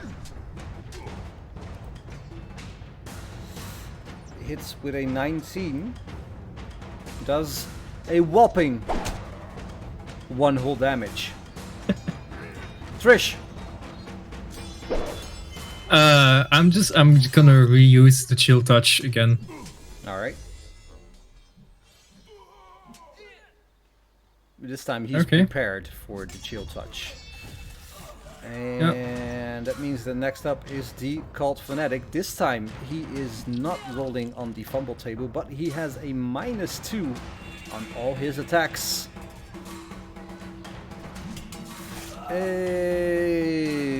Okay. Well, that's not something that is...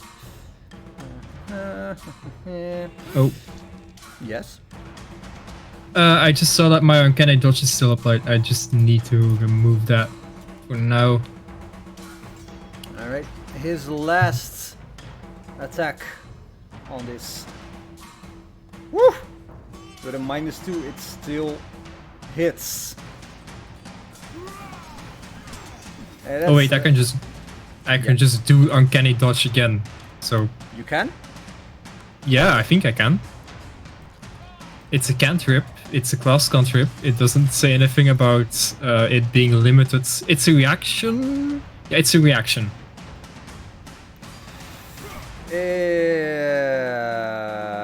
It's a cunning action. It's just a reaction. You can do it once per turn. Yeah.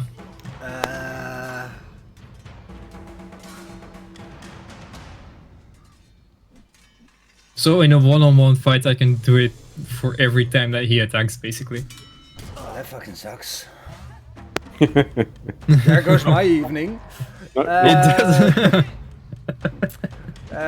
Which is rounded down again. 8 damage. Yeah. Yep. Alright. And that means that next up is Mr. Commoner. One Trick Pony. Misses. Trish. One more time, gonna try the chill touch. I miss. So that. Oh, okay.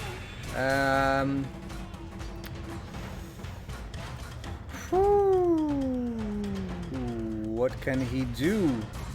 What can he do? He tries to make a run for it.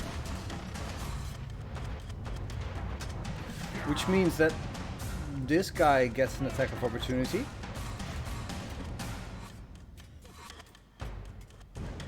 And hits. And it is a contested. He tries to push you away. I try to resist.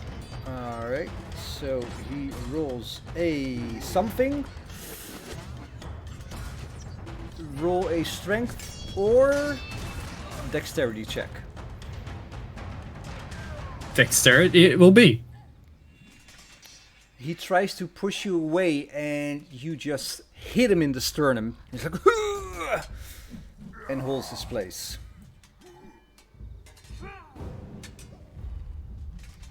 And that's Okay. his turn. Our one-trick pony, this time not named Gary, tries to hit, misses. Trish, what do you do? Not a pony. Well, you I'll ride him like just a pony. I'll try to stab him with his own dagger. Oh, that's harsh, dude. That's Oh, for harsh. fuck's sake! Come on. Alright, he uses his attack.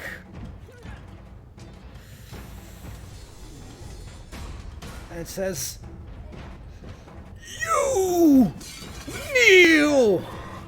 And you're like, "No, don't think I will." And I don't kneel to No, the you. patriarchy.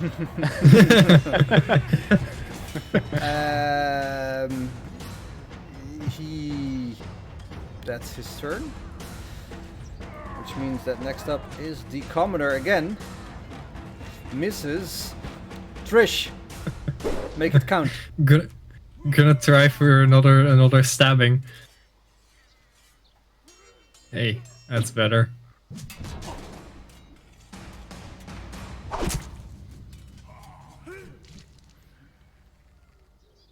And as you stab him, he cries out again. Sorry, is that your turn? Yeah, that's my turn. Oh.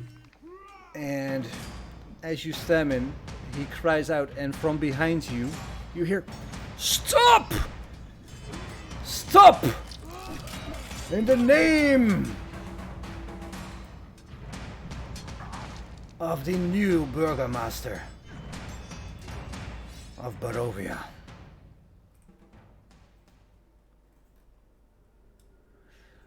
Of Valaki. And you see behind you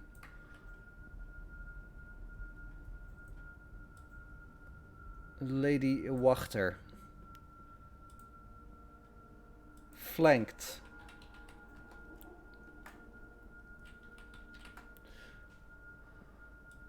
by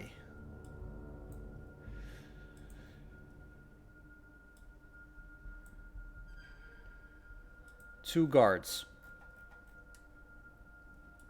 carrying torches.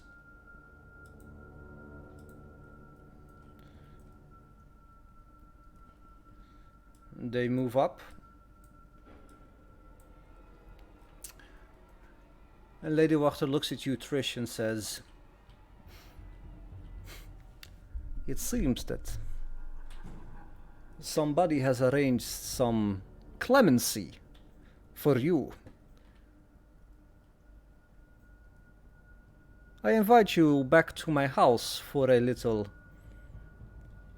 tete-a-tete with me as well as Seraphim. What do you say?"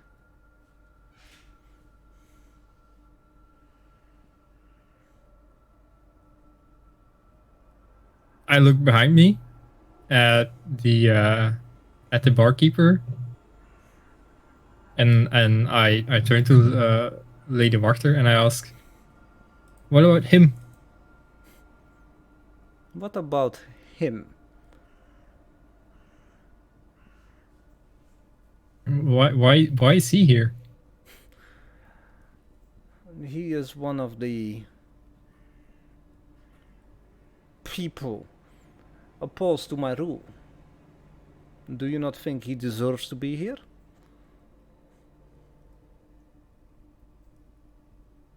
I don't know.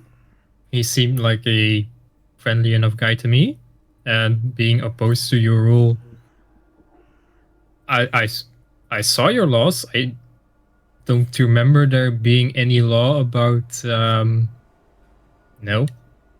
thought crimes.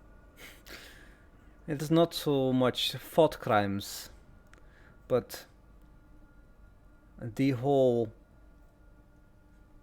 undermining the rule of law thing, you know?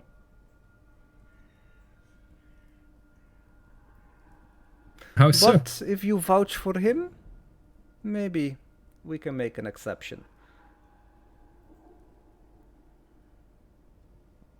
I briefly look at the barkeep behind me and I message him. I will vouch for you, but don't mess this up for both of us.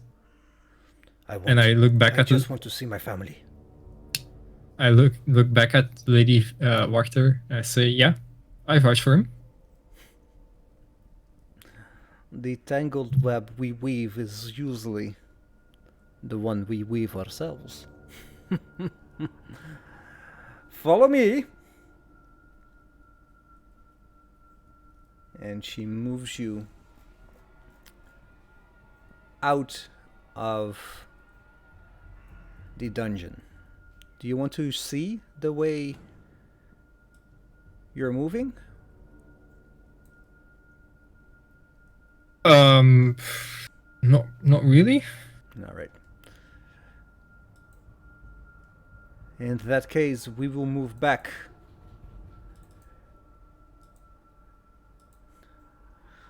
to Zucked, Bax, Killian, Bjorn, Gary, and Circlutz. What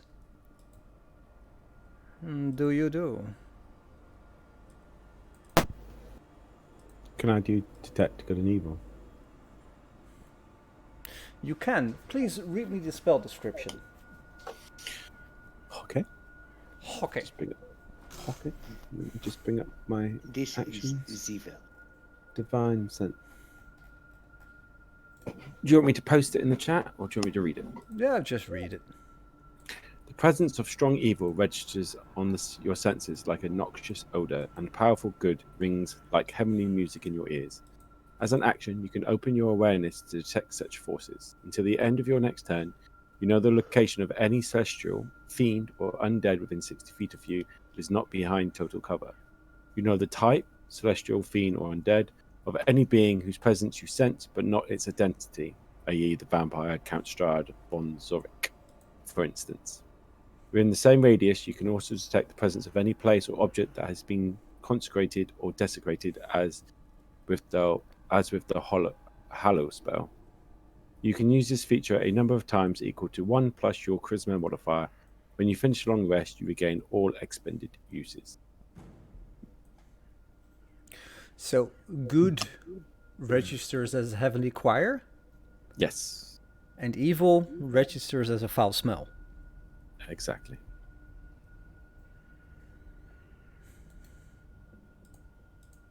If I do it and then move within radius.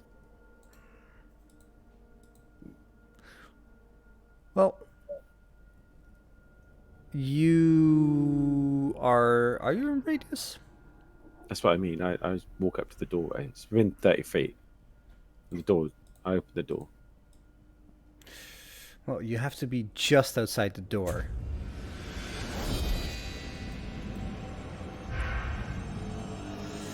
For it to have effect for you. Sure. This sound effect goes on for a while. Right. Done. All right. I'm sorry, it's within 60 feet, not 30. My apologies. So you move up. Do you open the door, or are you first? I cracked the door open so she's not behind total cover. You crack the door open and you hear a heavenly choir greeting you, but also the foul stench of evil. Confused, I'll open the door and walk in to see if I can tell which is which. Because I should be able to detect its location within 60 feet, as long as it's not behind total cover. And I should be able to identify if it's a fiend or celestial. You open the door and you see Gertruda looking at you, smiling, giggling. Beside Gertruda, you see a man that you have seen before. He brushes the hair from her neck. As Gertruda looks at you, the man also looks at you. Who's the man? Count Strahd von Zarovich winks at you and bites her neck and starts drinking her blood. What do you do? I shout, release her. You see the sides of his mouth curl up as he continues drinking. I step out the way and send Gary to charge at him. Oh, fuck. R.I.P. Gary. Everybody in vicinity of Strahd at this moment, roll for initiative. I heard that. Uh-oh.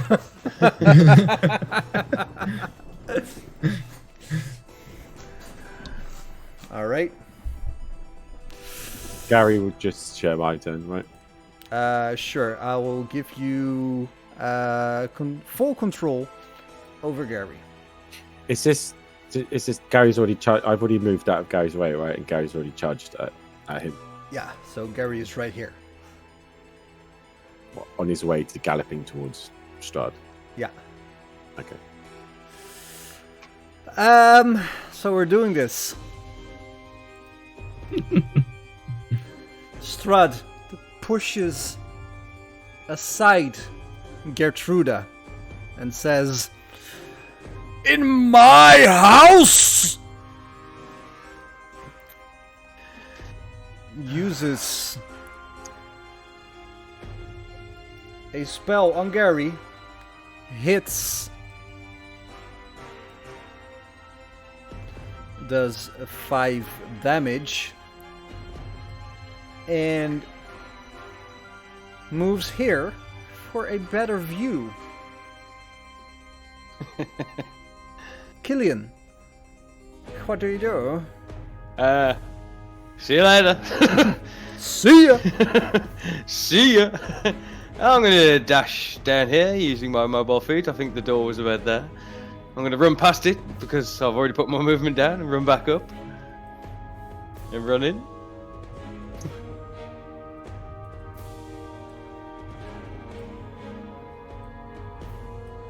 And that'll be my turn.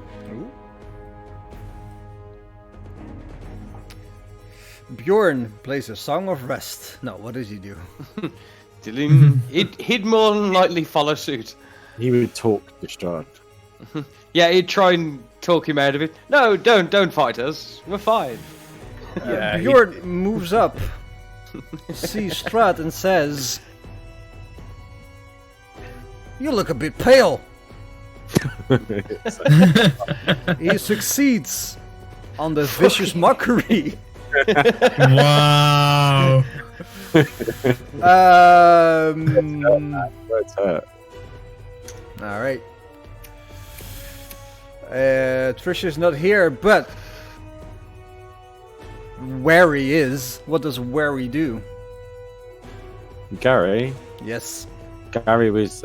Last thing I told him was to charge towards Strahd to get him off her. Well, So he's I off guess her. Gary would just keep going up towards her. Gee for Gary, the gangster. Chief gangster, baby. Can I tell Gary something? Sure. It's a reaction. I tell him to get between me and Strahd. All right. Cannon fodder. Poor Gary. I know, right? That's it. That's what Gary would do. All right. Zucket. Besides holding the baby. Right? All three of us back here, do we know that Strahd's in the room? You can see Strahd. The doors are open. I will walk up. Like right here. Yeah. Strahd, do you like Bax's new armor? I took it from your dead brother. Well, I'm not coming out of here alive then. Wow. Here's my dad. And I went to make some popcorn. I'm looking at this like. And I have Sir Klutz follow me in. All right, so that's Sir Klutz's movement sorted. Gertrude says, "Woo, delightful." And that's Sir Klutz. Bax. Have I finally, and please, for the love of Christ, please say yes, have I finally attuned to it? Because I have been trying to attune to it ever since I had it on, right? And I was able to. You have Please. for sure. I love you. So I need to quickly read it real super quick. You know which one I'm going to do, right? I know. 100%. Do you know? Can you make that work for me? I will Without me try. having- The sunlight one, All right. like 100 sunlight. Which one was it again? It is. It's not the Golden Sun disc, was it? It was. What was it called? Holy icon of Raven something. I don't think you've identified it for me. Oh, I will. Please. But I will. I believe it's 5 uses. I'll expend that to cast sunlight in the room.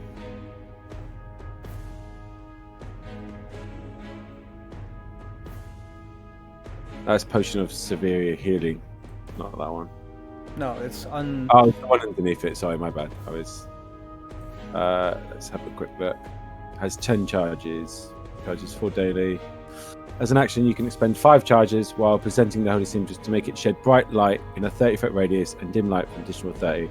The light is sunlight and lasts for 10 minutes until you end your effect. So I cast sunlight right in the middle of the room. All right. And I shout, "Begone, devil!" Is that your turn? It's an action, I believe. So yes.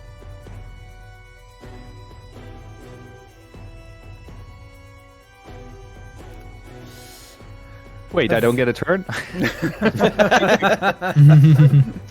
Seraphim how to do cast that, detect but- magic. I cast a nap. Is that just something you do? Is it?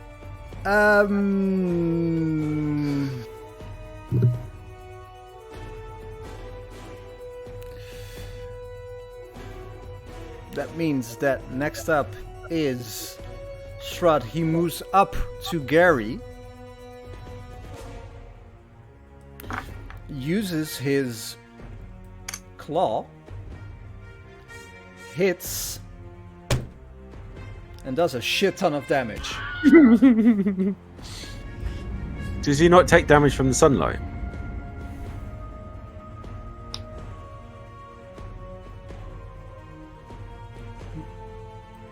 He does. Right. Thank you. This is the reason I did it.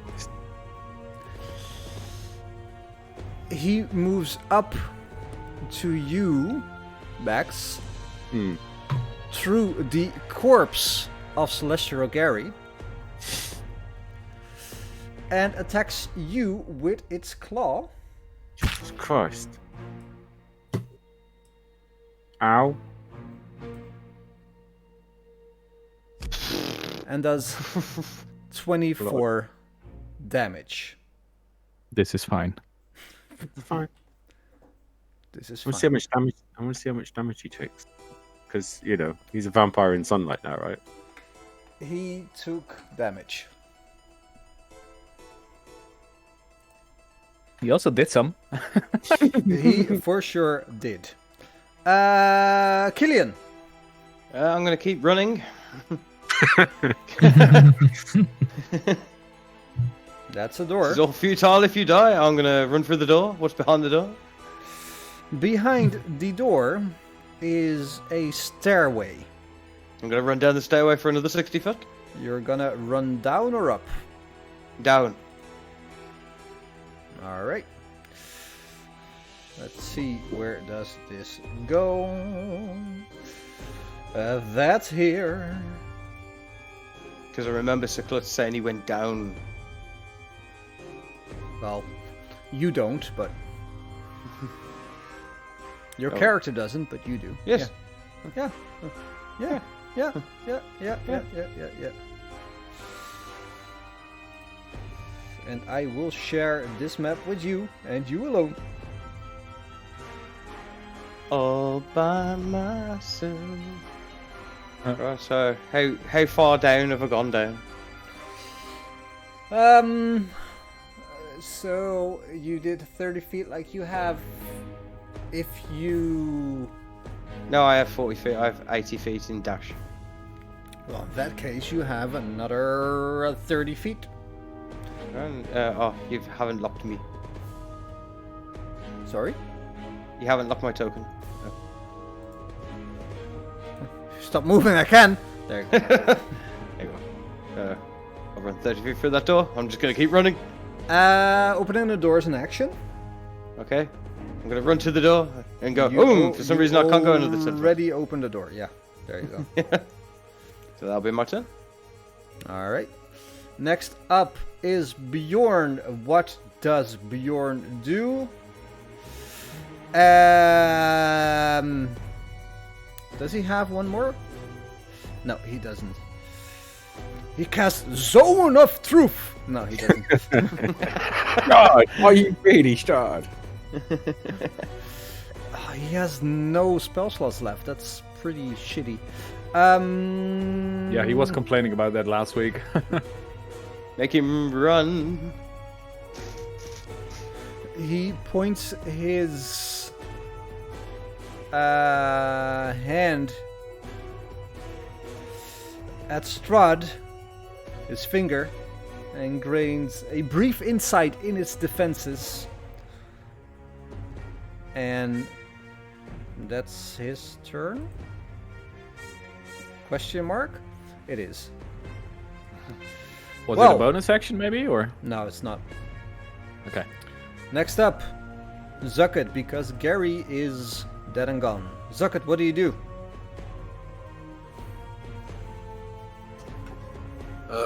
First, target myself. Don't hurt yourself. Yeah.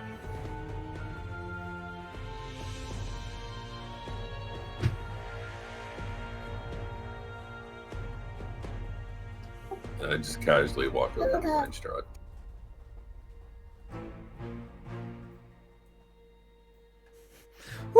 Delightful! Sir Klutz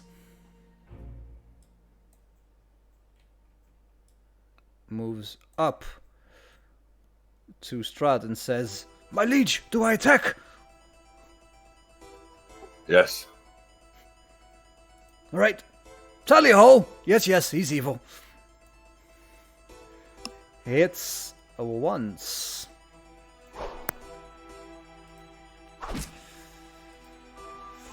And hits again. Maybe? Maybe? Yes. Whopping half and minimum damage. Bax. Hello. I will use another use of the amulet to do Hold Vampire on him. He must make a DC 15 Wisdom saving throw. If he fails, then he is held for 1 minute. All right.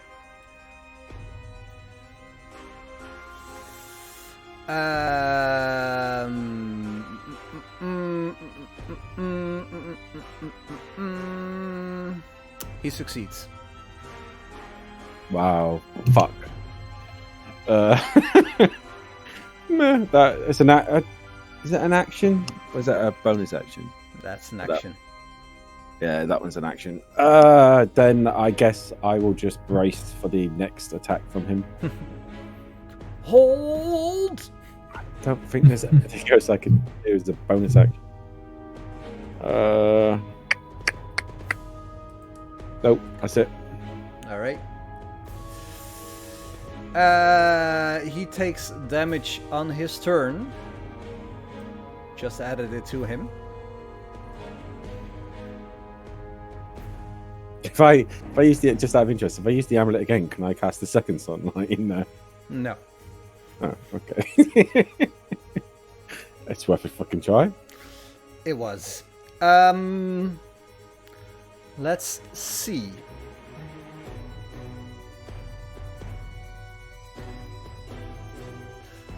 Would he though? I think he would. I think he'd leave out of What? the sunlight. I think he'd leave, wouldn't he, to get away from the sunlight?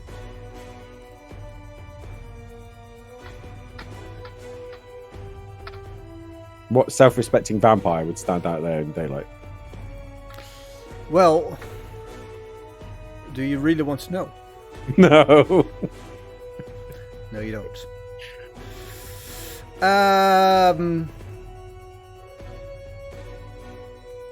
He points at you, Bax, and he touches your cheek.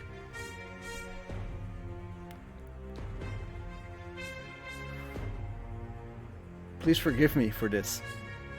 Why am I forgiving you? Is there a saving throw? Yes. Yes, you failed your saving throw. Wait. Oh, okay. No one want to give me inspiration on that then. Hello. I ain't got none. Sorry. Oh, yeah. I don't have it. No. I'll give it mine if I can. You can, sure. Aye. I'm right here. All right, I will do it again. Still a fail. Wait, well. Joey, did that exactly make you go unconscious? Hang on, let me have a look. I think so, yeah. Yeah, it was. It's exactly that.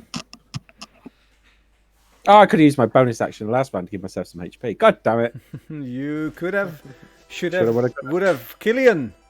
Oh, you know, you couldn't have not started a fight with the big bad evil guy. He was sucking the blood out of an innocent person. So, What was I supposed to do? she's a fucking peasant fucker. I'm gonna open the door. You open the door. Yes. I will give you. Dusty scrolls and tombs line the walls of this room. More scrolls and books lie scattered on the floor around 4 heavy wooden chests fitted with sturdy iron locks. The only obstruction on the floor space is directly in front of the doors on the east and west walls. In the center of this cluttered room stands a great black desk. A figure crouches atop a large stool.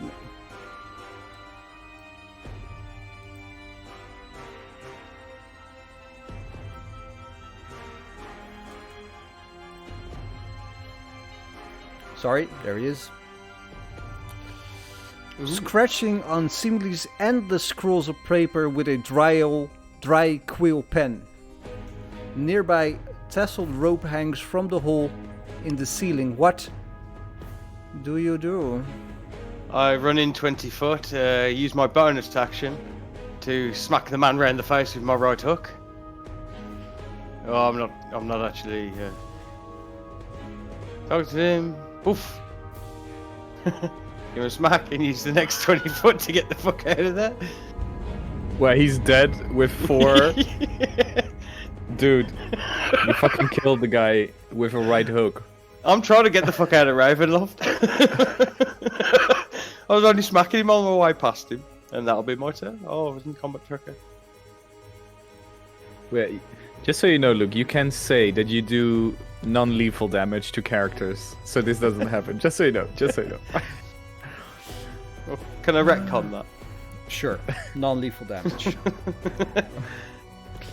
I'll give him a slap as I run past. Oh!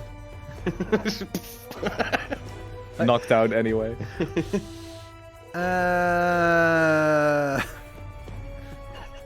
Bjorn has 2 level 3 spell slots. His only level 3 spells are Speak with Dead, so he communes with Pax. Dude, you That okay? takes 10 minutes. So polite. And he has 3 level spell slots, which is Knock and Zone of Truth. Awesome. But he does have. Not everyone min-maxes their character. That's good. Yeah, that's okay. He moves towards the end of the table, tries a dart, hits,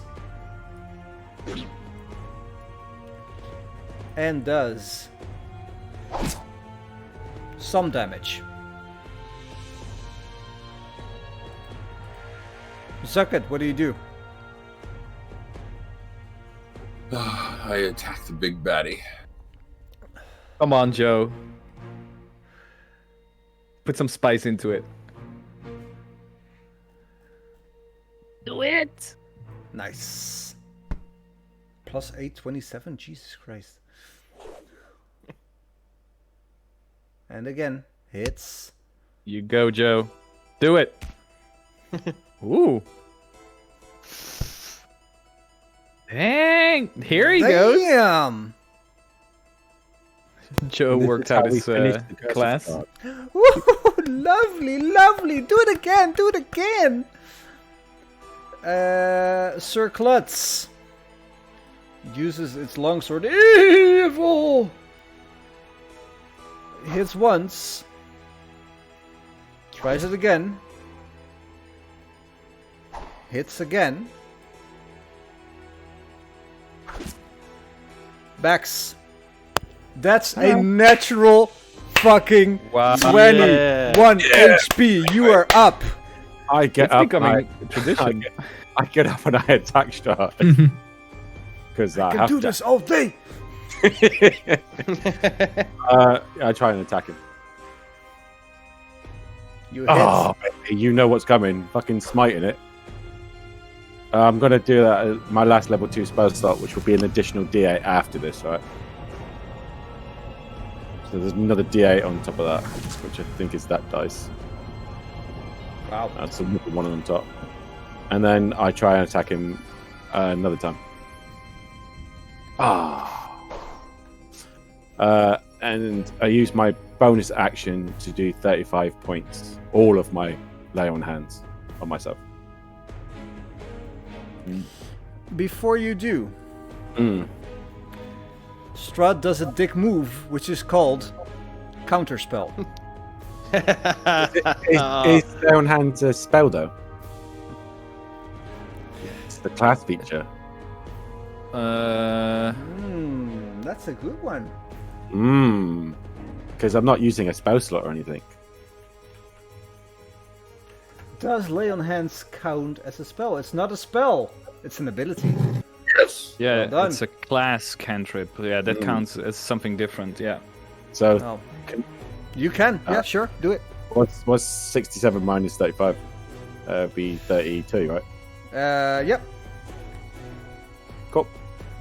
And that is my turn. Oh, I took it off my spell slots as well. I forget.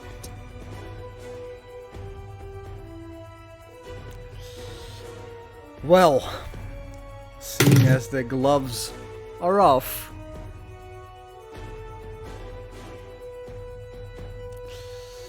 Did he take his damage from the sunlight? he Wait, did it's big. now. Before he kills me again.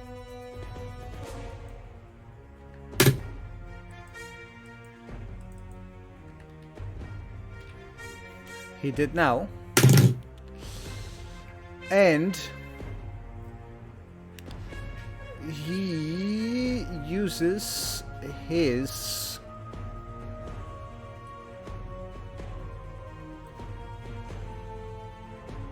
unarmed strike, misses. Ooh. Come on, boys. Can I use it? Misses. I was Yeah. going to say, can I use one of my inspirations on his attack? Because it's not on mine. You could have. Okay. And he drops through the floor. Oh, really? Right.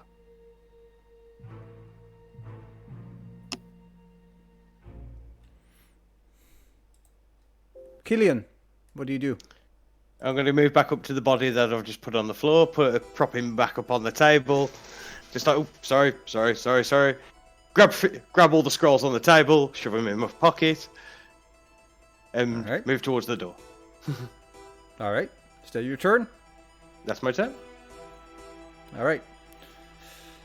Bjorn, does he have any potions or anything?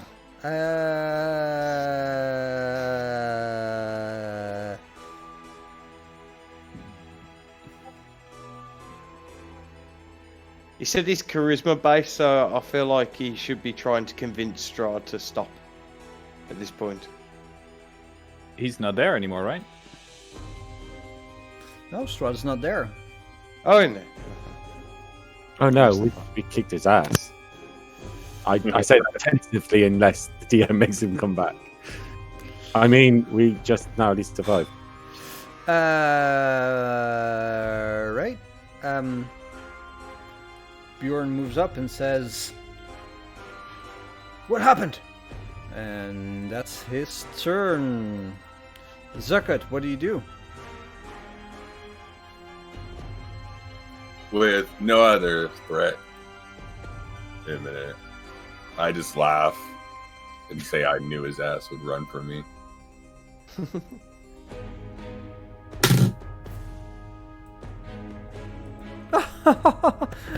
Wonderful, wonderful, lovely. Where did he go? He ran away. Are you okay? Yes, I'm okay. Why wouldn't I be? You just had a vampire drinking from your neck. She moves her hand. Like, oh, must have nicked myself. Does she look like she's under some sort of spell or something?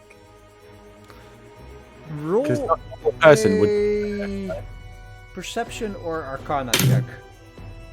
Okay. Can I see which one's higher? Sure. Skills. Arcana is no. What was the other one? Perception, right?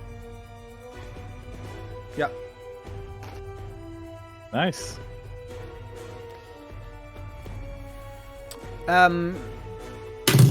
She doesn't look under the influence of any magic, but she just looks very gullible. Like, very gullible. Okay.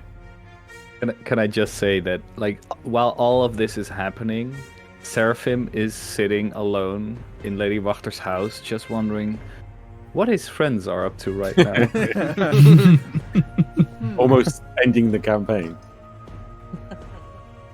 I go up to her and see if I can help with the wound on her neck.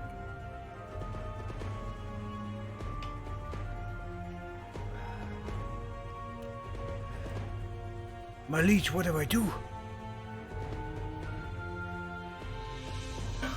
You can stand down for right now. I don't see any more evil. Yes, evil. He said evil, I know. Okay, my liege.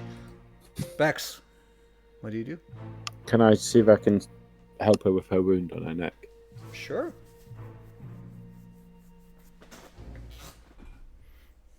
Do I do a medicine for that? Yeah.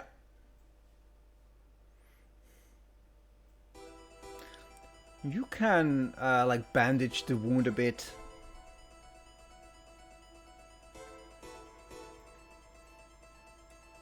Okay. I say to her, it's probably safer if you come with us. This place is not safe.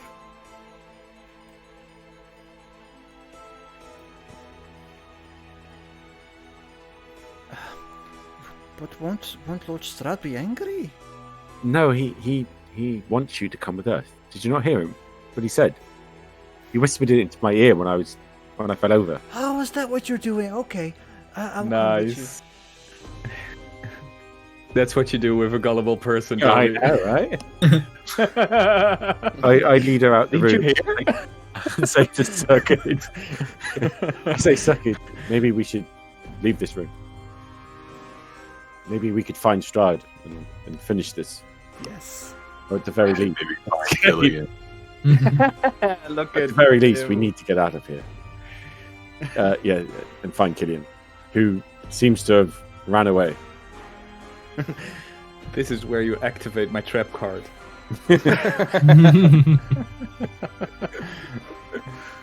The sunlight's still in the room, right? Yeah, the sunlight is still in the room. I don't look directly at it. I just leave it there in case Strahd comes back in. Right, is that your turn? Sir.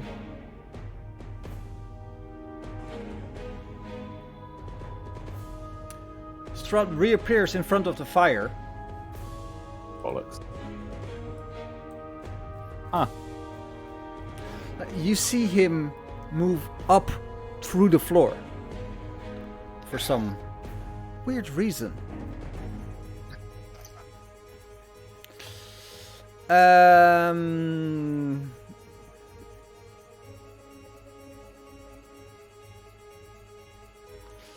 And uses a fireball. Of course. Wait a minute. Hang on. Before you do. Yeah. Give everybody the thingy you do. Yeah. I think I've already got it on, haven't I? Let me just make sure I've got it on. Yeah, I think everybody has. Oh, I haven't got it on. God damn it. Fuck. It won't help. It will help. Action. Aura of protection. Did it go on everyone, or did it just go on? No, just one on me. God damn it! They've all got +4 anyway, so I can change the spell. If you give me a second, I can change the Yeah, spell sure. Do it. type rather than. You can just drag it on top of them, I think, Joby. Oh, can I? Yeah. Yeah. Oh, I'm sorry. I didn't realize I could Like do that. sometimes with spells that have target self, it's a bit finicky with the clicking, but if you just drag it onto them, it works, I think. Okay. Yeah. There you go. Done.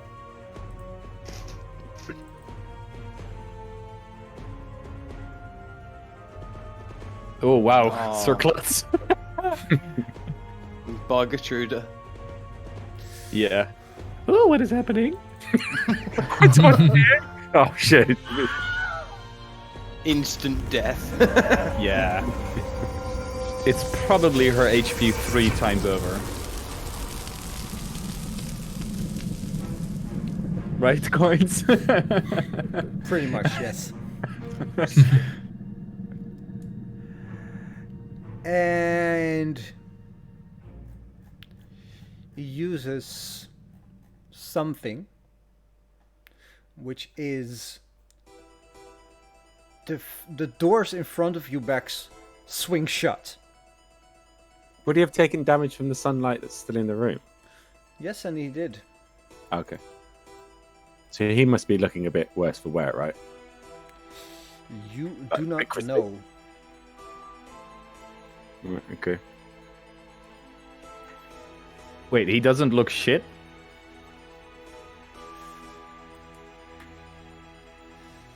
He looks undead and quite bloody. Yeah. And crispy. Okay. Yeah, crispy. Crispy. The doors in front of you swing shut. What do you do? Are we still in initiative? Yep. Next up, Killian. Killian Gump's gonna keep on running, baby. Keep on running. So I'll go 40 foot that way, through the door. Whoop. Whoop. Whoop whoop. I'll even make the lovely noise.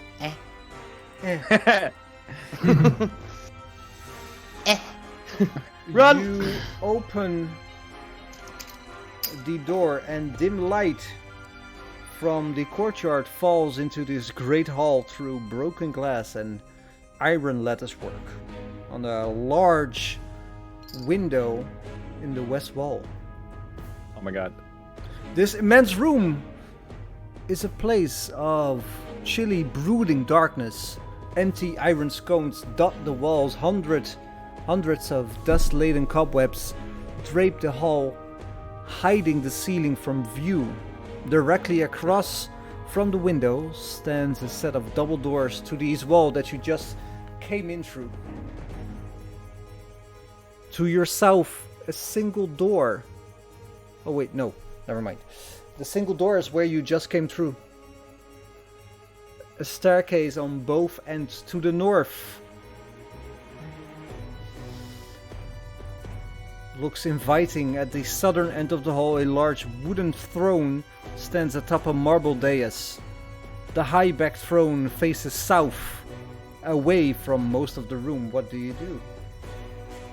Well, I've used all my movement. That's the end of my turn. Alright.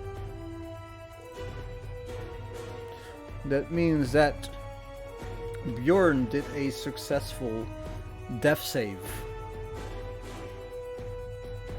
Next up is Zucket. What do you do?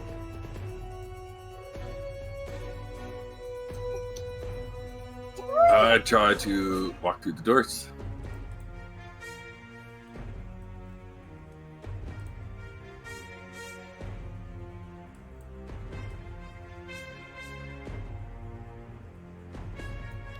You walk through the doors.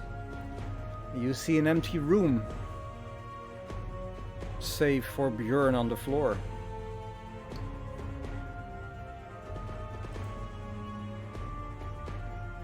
I yell back to Klutz and ask Klutz if he can sense any evil nearby. My liege, I'm sorry, but I do not have this capability. I do though. It should still be on, right? Is he within 60 feet? Yes. Where? If he's Somewhere. behind total cover, then I won't be able to say where. You won't be able to say where then. Okay.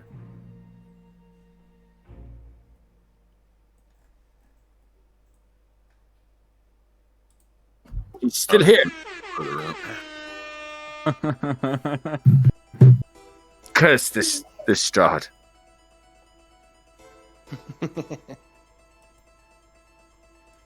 Zucker, is that your turn? Yeah, sorry. No worries. Sir Klutz follows you and says, "My liege, what do I do?"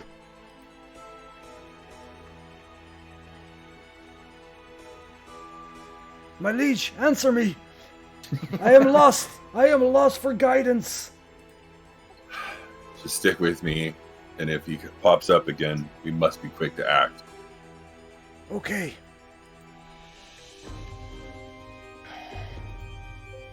Bax. I'm torn between two things. Alright, Natalie, but what do you do? I don't know. I have a potion of superior healing, which would restore me back to full health. It's also the only way I can bring Arben back from the dead. Wait, you have no lay on hands anymore? No, I used it all to survive. Fucking tried the first time. I'll have to do the only thing that's right. I take out the potion of superior Drink healing yourself. and give it to Arwen and give it to Bjorn because it would be the right thing to do. Yeah. So he takes. Can I give him half and I take half? I was about feel to like say you this. should- I hate that there are no rules about this. Like, Can it I- makes sense to share. Can I take? Because it's 8d4. Can I give him 4d4 and I have 4d4?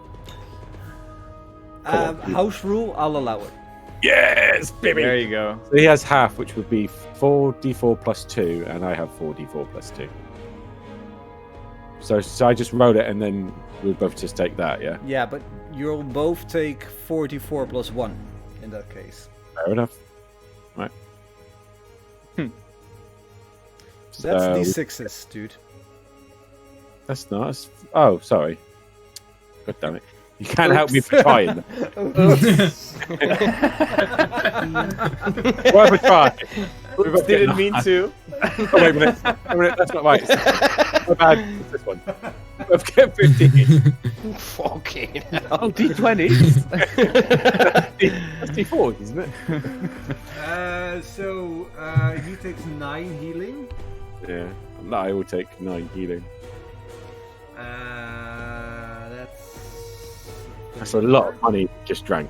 Like, I'll delete it from my inventory. Yeah, it's that one. That's bonus action, right? Taking a potion. Well, I suppose drinking. is Yeah, a bonus action, but taking is an action. Right. As my movement, I will use that to step over beyond and ready myself.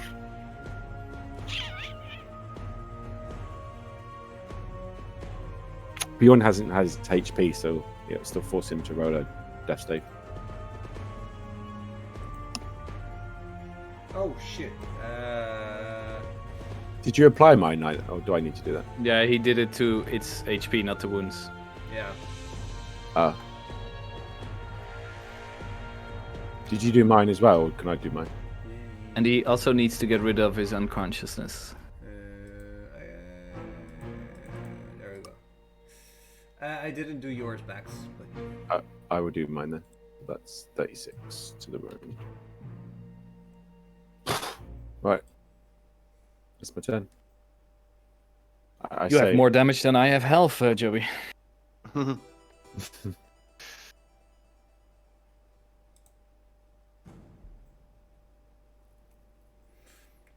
Trish, you are brought in to the same room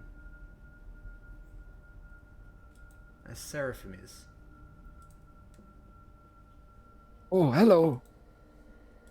How are you, Trish? Remarkably alright. I was about to escape, but you know. I look at Lady Wachter's reaction to that. I had She some help. just, like, full on shakes her head like, nah, dude. Nah. Not okay. She wasn't about to escape, like, nah. Oh, okay. Well, in any case, Trish, I'm so very happy to see you again. And also knowing that these circumstances might have changed. Lady Wachter seems very perceptive to us helping her and her helping us to achieve any common goal we have. Is that right? I look at Lady Wachter. And Lady Wachter says, for now, I think our stars are aligned. But it is a guess to how long they will remain this way. I will say, up until now, you have proven yourself worthy up to a point. I hope you can prove yourself more in the coming days or weeks. What do you say?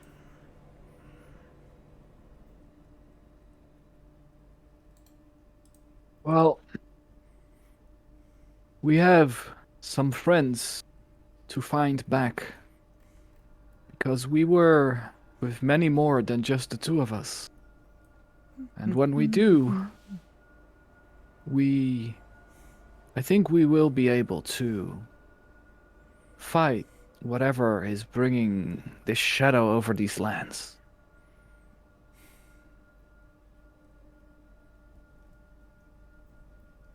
And I hope also, Lady Wachter, actually, to understand and learn in what of many ways you are able to help us.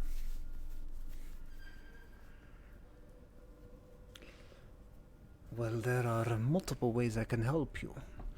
Either with manpower, the bodies of men to throw into the meat grinder, but also special things. Interesting. Like what? My dear Seraphim, if you really want to know, please follow me. Like, very interested, I stand up. I look at Trish. Yes, come. Let's go and see.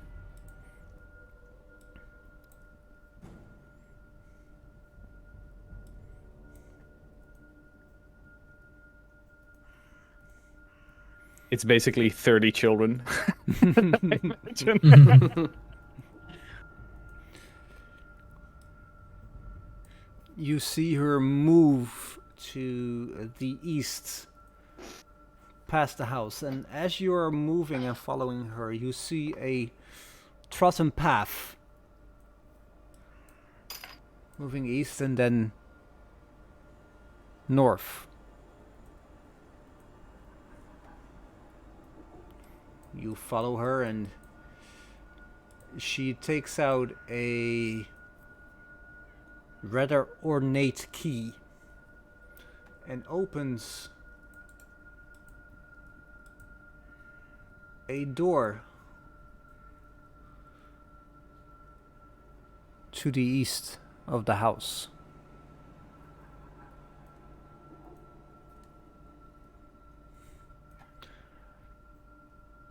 She looks at you, Seraphim, turns to Trish, and asks you both, are you ready for this? I guess. I don't believe know. so. Well, we will find out next week. Next week. Dun, dun, dun. Very curious. I love how like both like halves of the party have taken completely different approaches to tackling this adventure. I'm not going to take my action on attacking Strahd. I was just trying to save the innocent life. That was it. I wasn't trying to start a fight with him. You tried, but she no. still died. I was not Yeah, allured well, to it that. is a No. mistake though, because now I've got no one to protect. Ah, I honestly wasn't trying to start a fight. I was just trying to save her. That was it. That was it my just error. happens. That's all right, man. I would have did it anyways if I would have saw him, even if I was alone. Poor Gertruda. She wasn't long for Right. the let's be honest. She was a very happy woman. She was a very happy woman, but do you remember the mother of Gertruda? Mary. I was a Yeah. Do you remember what Mary's nickname is? She never said.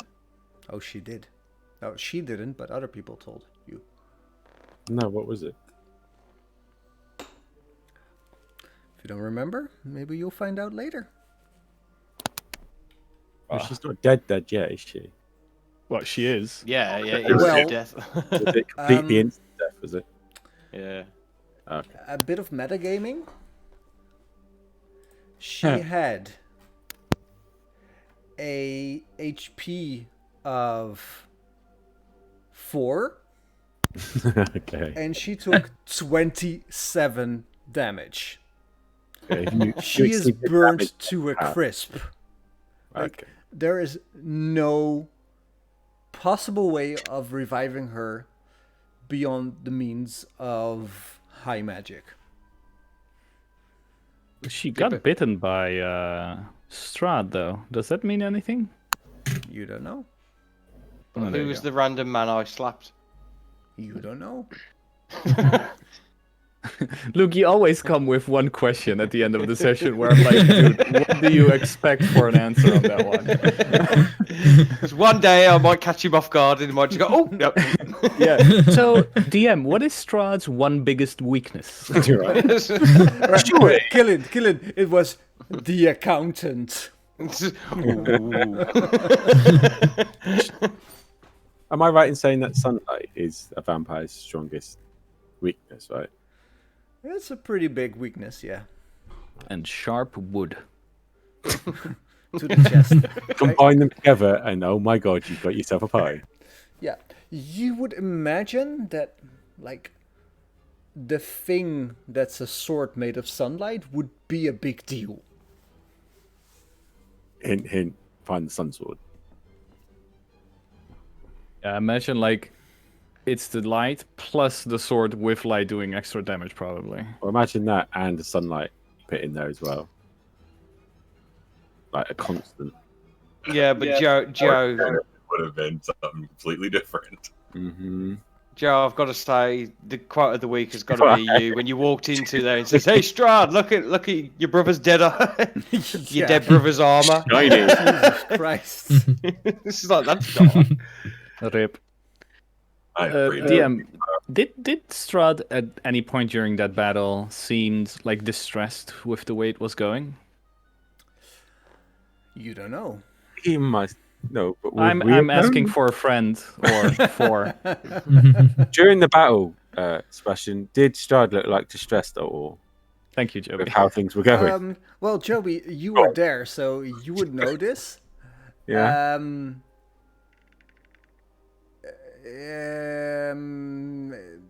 There was a point that he clipped through the floor. Mm. The fact that he did this was not unintentional. Okay. Ran away. I think he was trying to get away from the sunlight, but this is metagaming. So, Mr. DM, my name is Alwyn. What were the defenses that he That's a noticed were good weaker? point. All right, because he would have shared that with us, right? He's susceptible to radiant damage. Ooh. Yeah, Like every that's good to know. undead is Mm. ever. If I would have got that hold vampire to stick though, I would have got auto crits on him. 2 auto crits with level 2 radiant smites on it as well. I mean, that's a shit ton of damage. Would have, could have, should have. I know.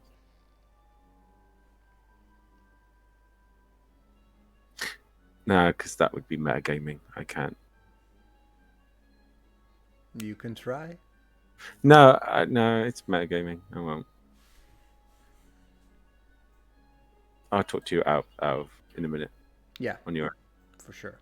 Then it's not metagaming. Why? If I don't get a point of view, it's not. It's just 2 coins. Then it's not metagaming, is it? It's just me talking to the DM. Which is outside meta. No, because you can just shoot me down. If I share it with everybody, then that's metagaming, right? Yeah, that's true. This is just for you.